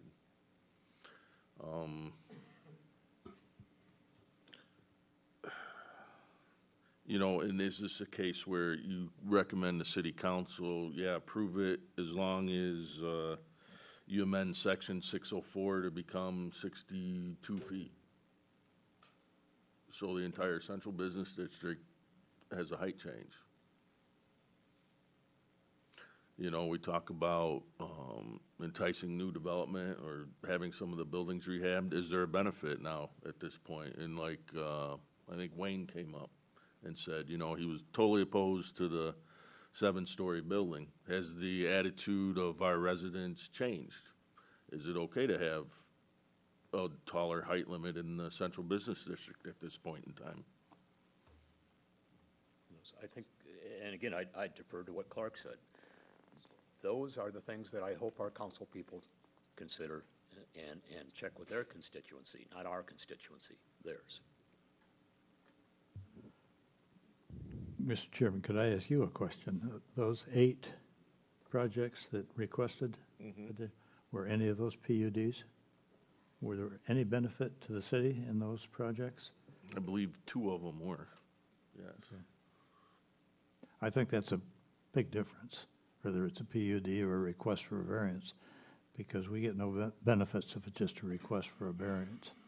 In this case, we're looking at benefits.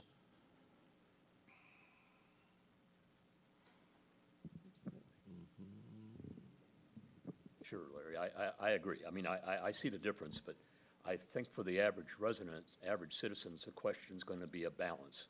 Are we getting the appropriate benefits for that exception? That we haven't really talked about, have we? That's right. Because you're also weighing the fact whether, if the city wanted to put a public restroom in, whether it could just go buy a piece of property and do it. Yeah, I was wondering that too, because some of the other public benefits were like patio seating and artwork and, pedestrian thoroughways. And we already have a lot of that in front of our stores. We have the public eating, we have, the artwork that's going up. We have the benches.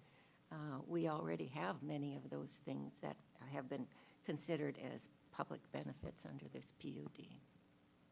Well, couldn't you argue even that, not having a gaping hole in the middle of our city, that, it looks like literally a missing tooth, is a benefit to all, that we look complete and filled and vibrant and useful. And But I'll also remind you, we haven't been too stringent on enforcing the fact that fence has been falling down and, to put it back up. So it could look better than it has. That's not true. So, when you tear a building down, usually city requires that it be, if nothing's built right away, that it be, have ground cover. And, Did what we were told to do. I know you did. I think So don't city, make it sound like we didn't. no, I think No, no, city, no. Making it sound I like think we city didn't do staff didn't do what should have been done with that situation.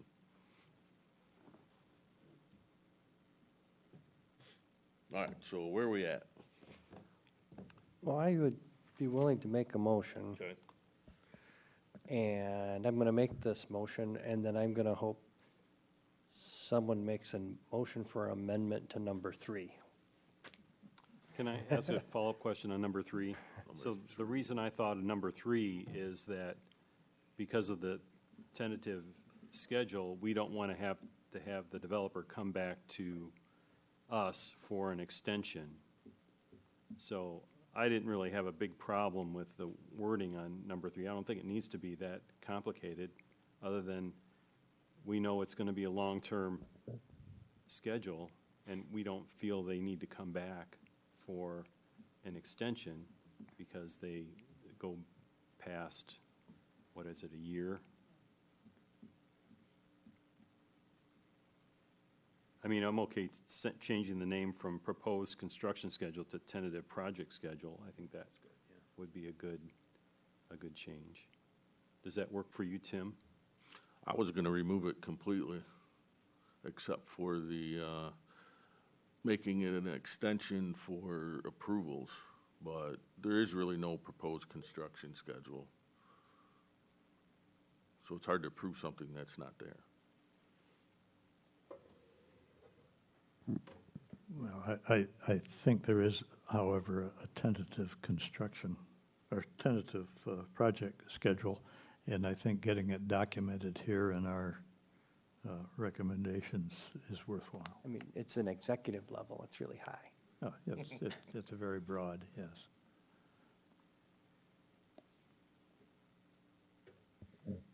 Okay, that being said, I recommend approval of the proposed PUD site plan for Center Street Hale Block redevelopment be conditionally approved, subject to the following conditions.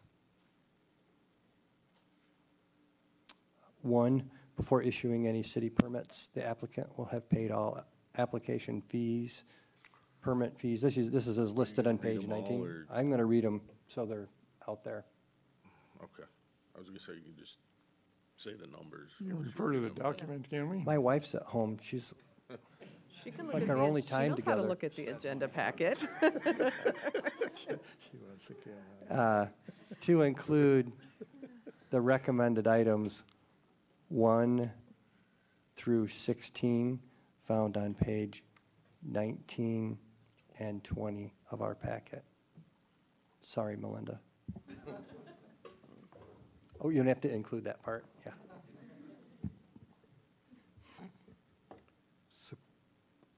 I would like to suggest another one, that the developer must enter an agreement with the city to maintain an area of the public parking Well, to service the proposed Hang on, trash George, compactor. we do have a motion on the floor, so if it dies, then we can make another motion and amend it as you're saying. I'll second the motion. Okay, it's been moved and supported. Do you want to amend it now? Amend the motion? Yes, please. Very good. Do I need to say it again? Please. All right. I will like to amend the motion to add an additional condition that developer must enter an agreement with the city to maintain an area of the public parking to service the proposed trash compactor.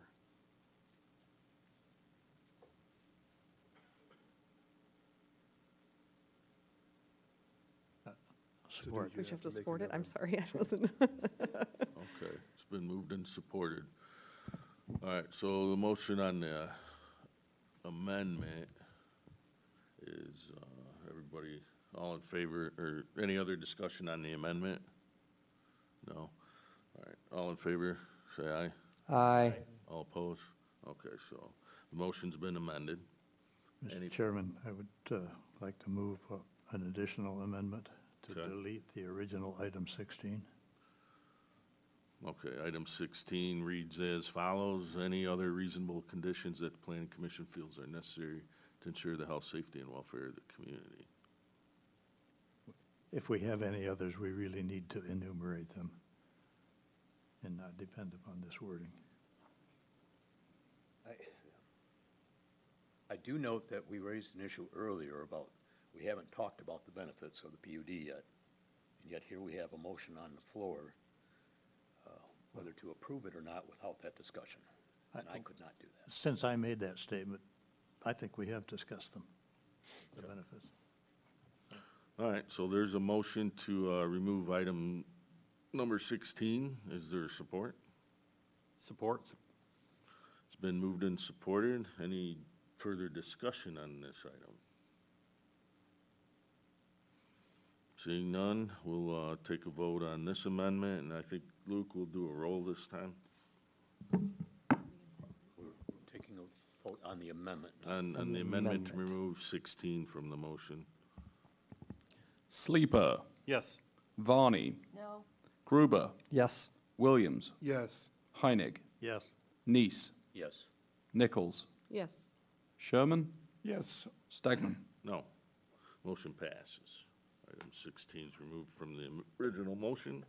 Mr. Chairman, Yes. I would propose an additional amendment to reword number 3 to read, "The Planning Commission recommends approval of the tentative project schedule contained on page 5 of the project narrative, comma, and then the remainder would remain the same."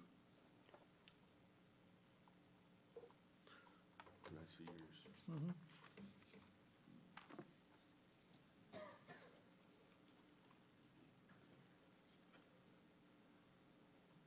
Okay, so basically, Luke, he's saying, We can hand that to him. yeah, well, I was just gonna tell him, basically, you're striking proposed construction and inserting tentative project. The rest of it remains the same, Also add, correct? I'm also adding page 5 of the project narrative. Page 5 of the project narrative. So those are the two words that are struck in the 6 he added. Yeah, okay. Everybody understand that one? Did we get a second? I'll second that. Okay, it's been moved and supported to amend. And what number was that again, Larry? 3? 3. 3, yeah. Any other discussion? Okay, seeing none, let's do a roll again. Sherman. Yes. Sleeper. Yes. Varney. Yes. Gruber. Yes. Williams. Yes. Heinig. Yes. Neese. Yes. Nichols. Yes. Stegman. Yes. Okay. Any other motions to amend? No? Any other discussion? No, Michael. You want to discuss? Larry, you raised the issue and you said you're satisfied with it, and I raised it because at that time I didn't think we had discussed it. I think we have discussed the, yeah, I think what the residents are gonna ask is, what are the benefits we're receiving? We've, in the 6 years I've been with you all, how many times have we sat and discussed PUDs in terms of, wait a minute, we're not getting the benefits that we were supposed to get, whatever. So I just think in terms of transparency and clarity, that the residents, the voters, need to know what the proposed benefits are. We have said, we're getting a restroom, we're getting parking. Possibly, the assumption might be some employment. I'm not sure that's going to be employment at a living wage. It might be hospitality employment. What else are we getting? Development of a condemned property that's currently half empty. That's Own- assuming that would not be developed by another project. We can make a lot of assumptions like that, but right now, we've got a project sitting in front of us, an individual that has been successful, shown success on multiple properties within the city of South Haven as an individual from the city of South Haven. And Mike, I would argue that, you know, when you look at the crowd size we have here, and when I walked in, I was kind of like, oh, okay, maybe this is, you know, got some opposition to it. We didn't hear any real opposition to this project. So I gotta feel like I think our voters have embraced this as well as maybe more than I initially expected. And I agree with Clark. We've got a local developer, we've got local employees, everyone here is local. We're never gonna get that opportunity again. That's never been a point of contention. As I said, the Lokers can have my house. Build. We all love the Lokers, and there's reasons we love them. They're part of us. So that's a great thing. The point I'm making is just for clarity. We need to be able to, well, Amy, I agree we got a lot of comments tonight. I would also point out that not many of them were from residents. We had an awful lot of business owners that don't live in town. Yeah, okay, everybody stand up, that's a resident. That's not true. That's not true. Yeah. Of the people Hey, that Mike, spoke. Mike, That's the Director, point. talk to me, would you please? Anyways, We closed the public hearing, sorry. you're, guys. you're misconstruing my point here. My point is we have to make it clear enough so that people understand what we're giving and what we're getting. You may not be getting the questions, Amy, but I'm getting a lot of them. I'm sorry that they didn't have the courage to show up tonight and speak out. But as I told Kelly when I discussed it earlier with her on the phone, if they don't show up and speak out, then shame on them. Live with the decision. So one thing I'll say to address that is, by allowing the applicant to construct over and above what traditional zoning would permit via PUD, the developer is then able to offer greater amount of retail and housing space because the cost of materials per square foot is lower than if the project were smaller. That is one of the big benefits I see in this. So true, well stated. Yeah. Let me ask you this, Griffin. The density of this, would it be, if this wasn't a PUD, could this project still be built? Housing density? In the central business district, yes. So, Well, I should I mean, There's no density requirement. yeah, I mean, in the so central there's no business. density requirement in the central business district. Exactly. You're getting more units per acre because of this design, because obviously there's more floors, so you could add more units. So, I mean, conceivably, you wouldn't be able to do that in a 3-story building as opposed to a 5-story building, but there's not a unit density requirement in the central business district. right. And I think density is one of the biggest issues that we have in South Haven, preventing some kind of housing, is because we think everybody needs to have a big lot. You know, we need to re-look at this, and this might be the first foray into this happening downtown. I mean, development of a condemned property, additional residential housing that prevents STRs, 16 public parking spaces available for patrons of businesses, you know, public restrooms, additional commercial space, improved public streetscape, you know, and improving a current building that's there now because they're going to take out the carpet shop. I see a lot of benefits from the PUD, and I hadn't heard any big issues until the end, once we've got it on the table. So, you know, I'm looking forward to voting yes.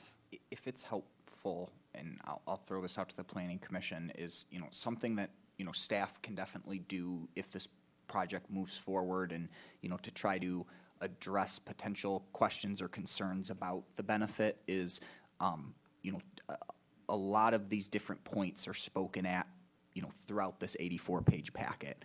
We can try to make a one-pager that clarifies, you know, what you're giving is the 3 waivers, and what you're getting are X, Y, and Z.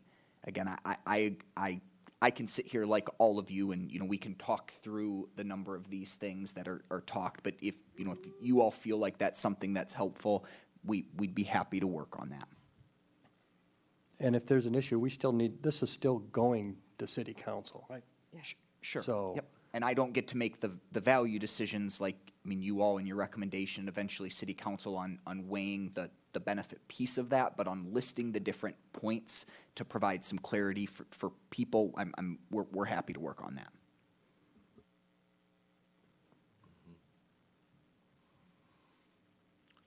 So, I'll just go back to section 604.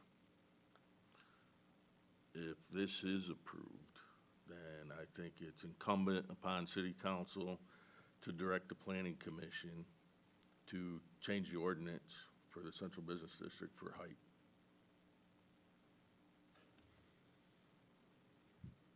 That's a big thing. And as long as I've been on city council or one of these commissions, I've voted consistently to uphold the height ordinance.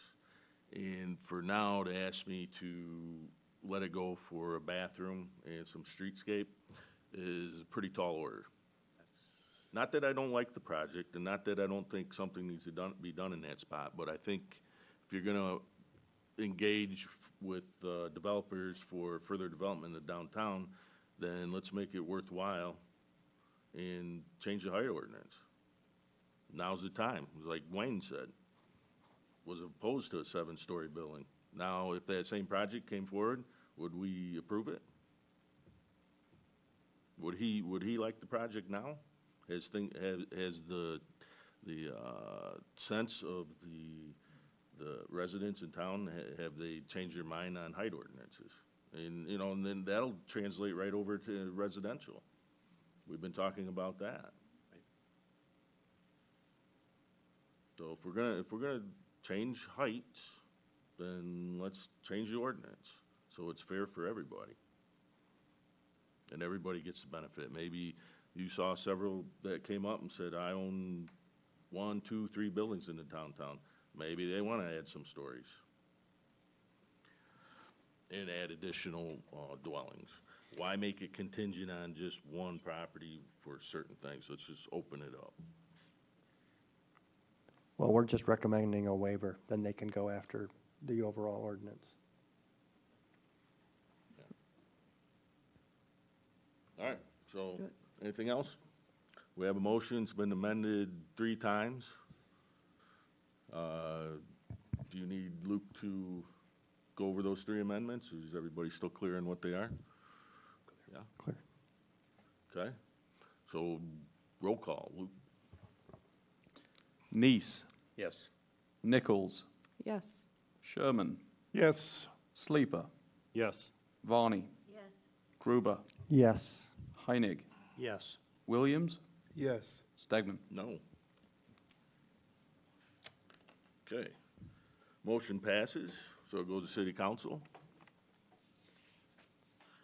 And that's it for 5. 6 is public comment. Citizens in the audience may address the planning commission regarding items not on the agenda. Is there any item not on this agenda you wish to address the planning commission about?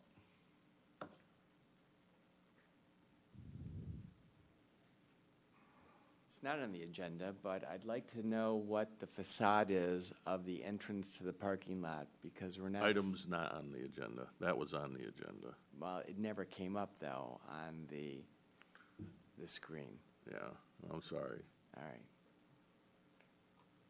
Anything else? Anybody else? No? All right, new business, discussion, non-actionable, item 7, shoreline assessment project update. I have a short update for you all this evening on a project that you all discussed almost a year ago at this point, actually. So just a little bit of background is, as many of you remember, several years ago, the Planning Commission created a shoreline protection subcommittee. That subcommittee reviewed a number of different things and ultimately recommended a grant application, a project proposal and a grant application to this group. The Planning Commission recommended it. It went to City Council. They supported a grant application from the state to conduct a shoreline assessment, very similar to one that was conducted in the city of St. Joe, that was ultimately used to justify the establishment of a shoreline protection Griffin, if you zoning hang on ordinance. just a second till Let the crowd clear. the crowd clears and the volume goes down. I've seen you done better. You really lost the room here. I'm not very engaging. It's hard to compete with 80 other people, though. Okay. All that to say is, we're excited to share with the group that we did receive the grant funding for that grant application. As a reminder, that was a 80-20 grant, so the city will be receiving 80% of this project funded from the state of Michigan.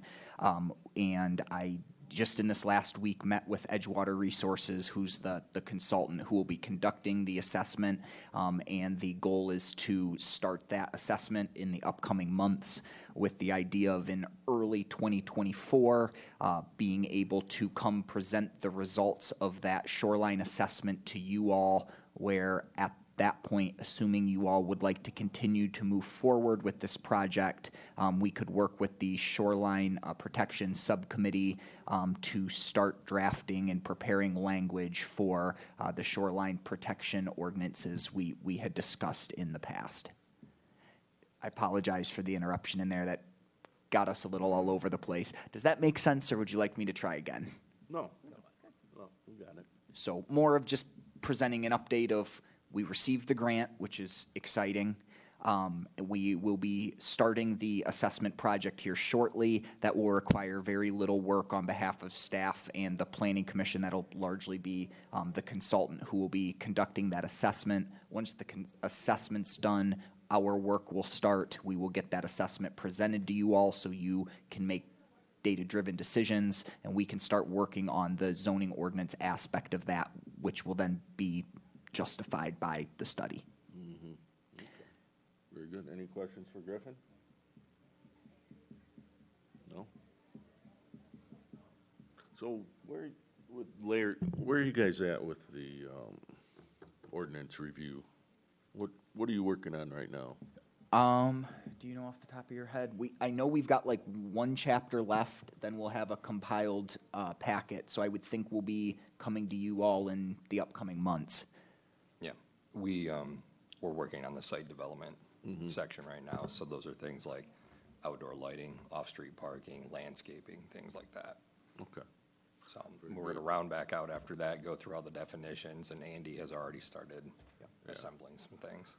So percentage-wise, you're what, about 70%? Probably a close. Yeah, and I would say probably even a little further than that. Nice. Yep. So once we wrap that work up, obviously that subcommittee will go back through it again and make sure it's at a decent spot, but then that'll all get brought to you all, and we can start working through it, with this group.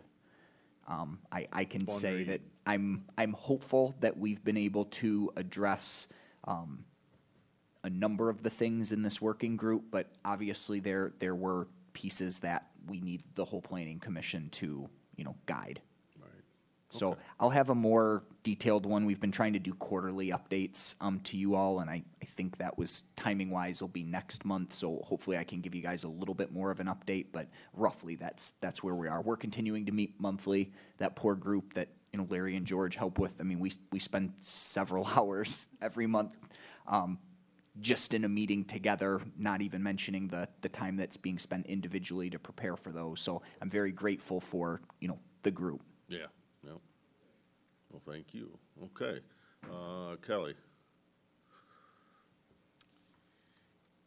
I wanted to talk a little bit tonight about the permanent fire pit regulations. At the last meeting, we talked a little bit about some proposed text that the subcommittee reviewed, and we talked about providing an option A and an option B that would come back before this group. We also talked about some additional data analysis, some kind of parcel level analysis based on an email that we received. So those two things, the data analysis proved to be very time consuming, and we are not able to notice a public hearing for this meeting because of the effort required for that analysis. So I don't know if we want to get into that in greater detail in this meeting tonight, or if we want to put something on our agenda for next month to talk about that. Well, we'll put it on the agenda for next month. Okay. Since it really should be noticed, right? Well, we That can- it's gonna be an agenda item. We can notice that it will be an agenda item, yes. I just really want to let this group know that at this point, Luke and Ryan Bosher have worked pretty hard. They've used the mapping software that we have available to us to start this analysis, but the point we're at really is going to take a manual parcel by parcel effort to finish, and I think we need to discuss whether or not that's really an appropriate use of staff resources and whether we can get the result that we're after in another way. Because that's a review of what, over 15, 16, 1700? Over 1,700 parcels at this point to determine whether or not a fire pit could be sited there. Okay. Yeah, so put it on our next agenda. Okay. All right. Anything else? That's all I have for tonight. Okay. Thank you. Tonight we'll start with Daryl. Wow, okay. Well, I just wanted to say thank you so much for accepting me on the Planning Commission. It was a great learning experience, and I think I take something away from each and every one of you. Unfortunately, tonight is going to be my last night with the commission because I'm going to walk on the dark side. No, I'm just kidding. I have accepted a new position with the city of South Haven. So I have to. Outstanding. So I have to relinquish my seat on the Planning Commission as well as the other boards that I serve on within the city. Congratulations, Daryl. Thank you so much. And what will you be doing for the city? I'm going to probably be the lowest janitor that they. No, I'm just kidding. There's going to be a new bathroom to clean. Right, I'm going to be cleaning those new bathrooms. I'm going to be heading up the customer service department. Fabulous. Nice. All right, very nice. All right, let's see. We'll do Clark, then Amy, and then come around this way. Okay. City Council certainly has a major project decision ahead of them. I don't know if anybody had an opportunity here, and Larry, as a representative, to watch the last Zoning Board of Appeals meeting online. I've done this privately. I want to publicly thank all of those who serve on that board as volunteers for the work that they do. I also want to thank the professional work our staff does supporting South Haven. The volunteers of South Haven, those residents had to make a decision, and during that evening, I think they were treated extremely poorly. Staff was treated with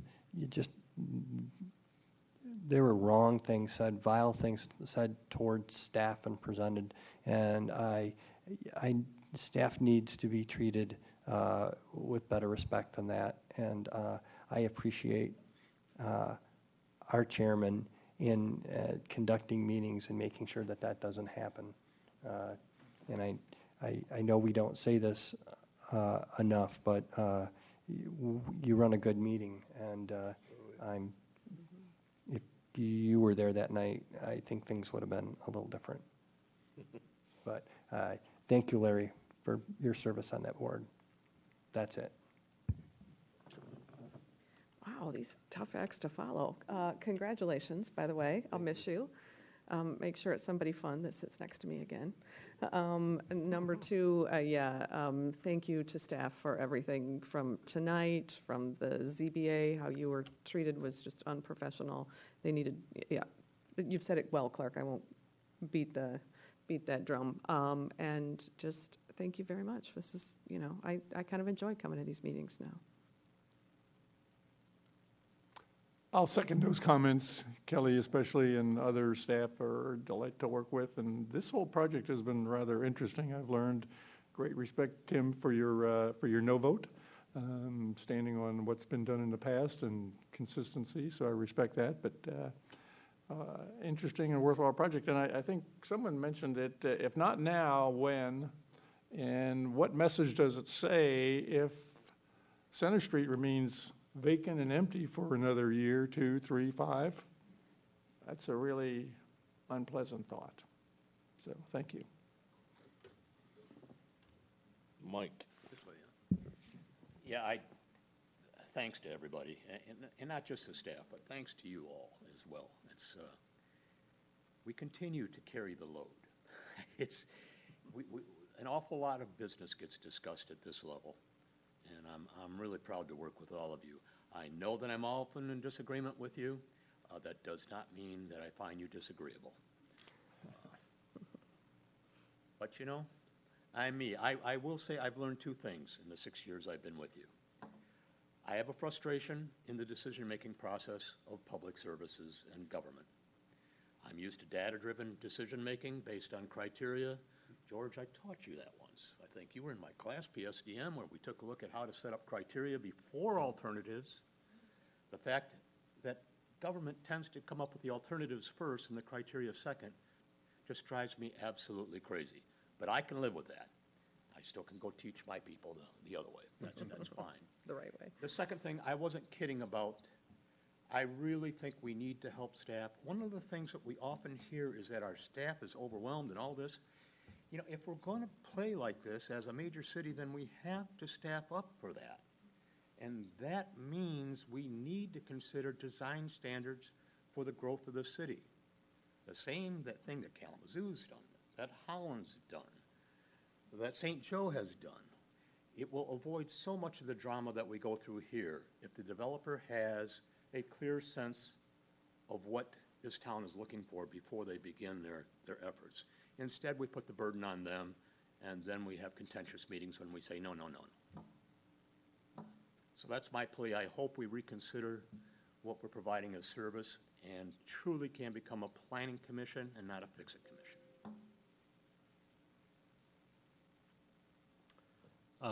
Most people are gone, but thank you, everyone that came and gave us your input on this project. It was very helpful. And thank you for all the work that staff put into the report. Very, very good report. And Daryl, thank you for your service on this committee. Best of luck to you. Thank you, sir. Well, Daryl, I think you're going to be the right person for that job, and congratulations. Thank you. And I do, Mike, I really appreciate that you constantly remind us that we are a planning commission and not a reactionary commission. I think we have to continue to keep that in our mind. And I certainly think the design standards are something, as we're growing as a city, we truly need to look at. I've seen other cities do that, and how they go about it in a thoughtful way rather than just all of a sudden a project comes up and you have to make all these decisions. So thank you for reminding us that we are a planning commission. But I really want to say that this summer has been spectacular in this town. And, we talk about people wanting to come here, and they're coming. They're coming in spite that we have a vacant lot. They're coming in spite of, can't getting into the restaurants. They're coming. And so I want to thank everybody for making that happen.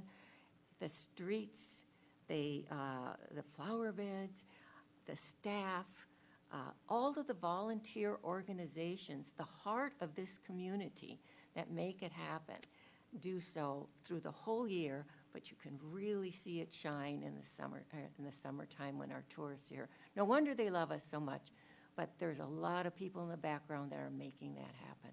So I really want to take time to honor them. Well, we had a big project tonight. We had big decisions to make.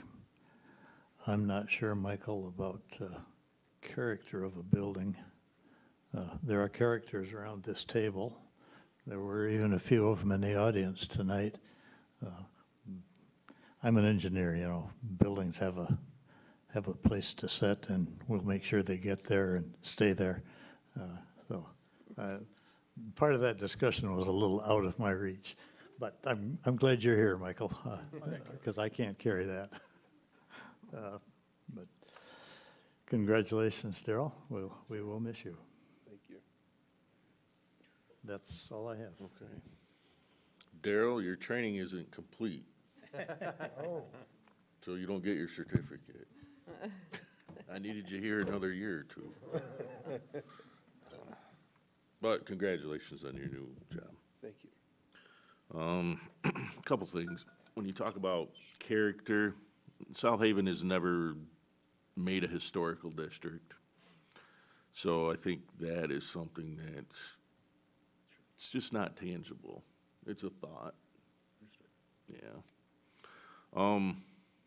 The other thing, I think we missed an opportunity to, everybody wants something done on that parcel. But I think we missed an opportunity to say to city council, yeah, we'll approve it once you lessen the height restriction for the entire central business district.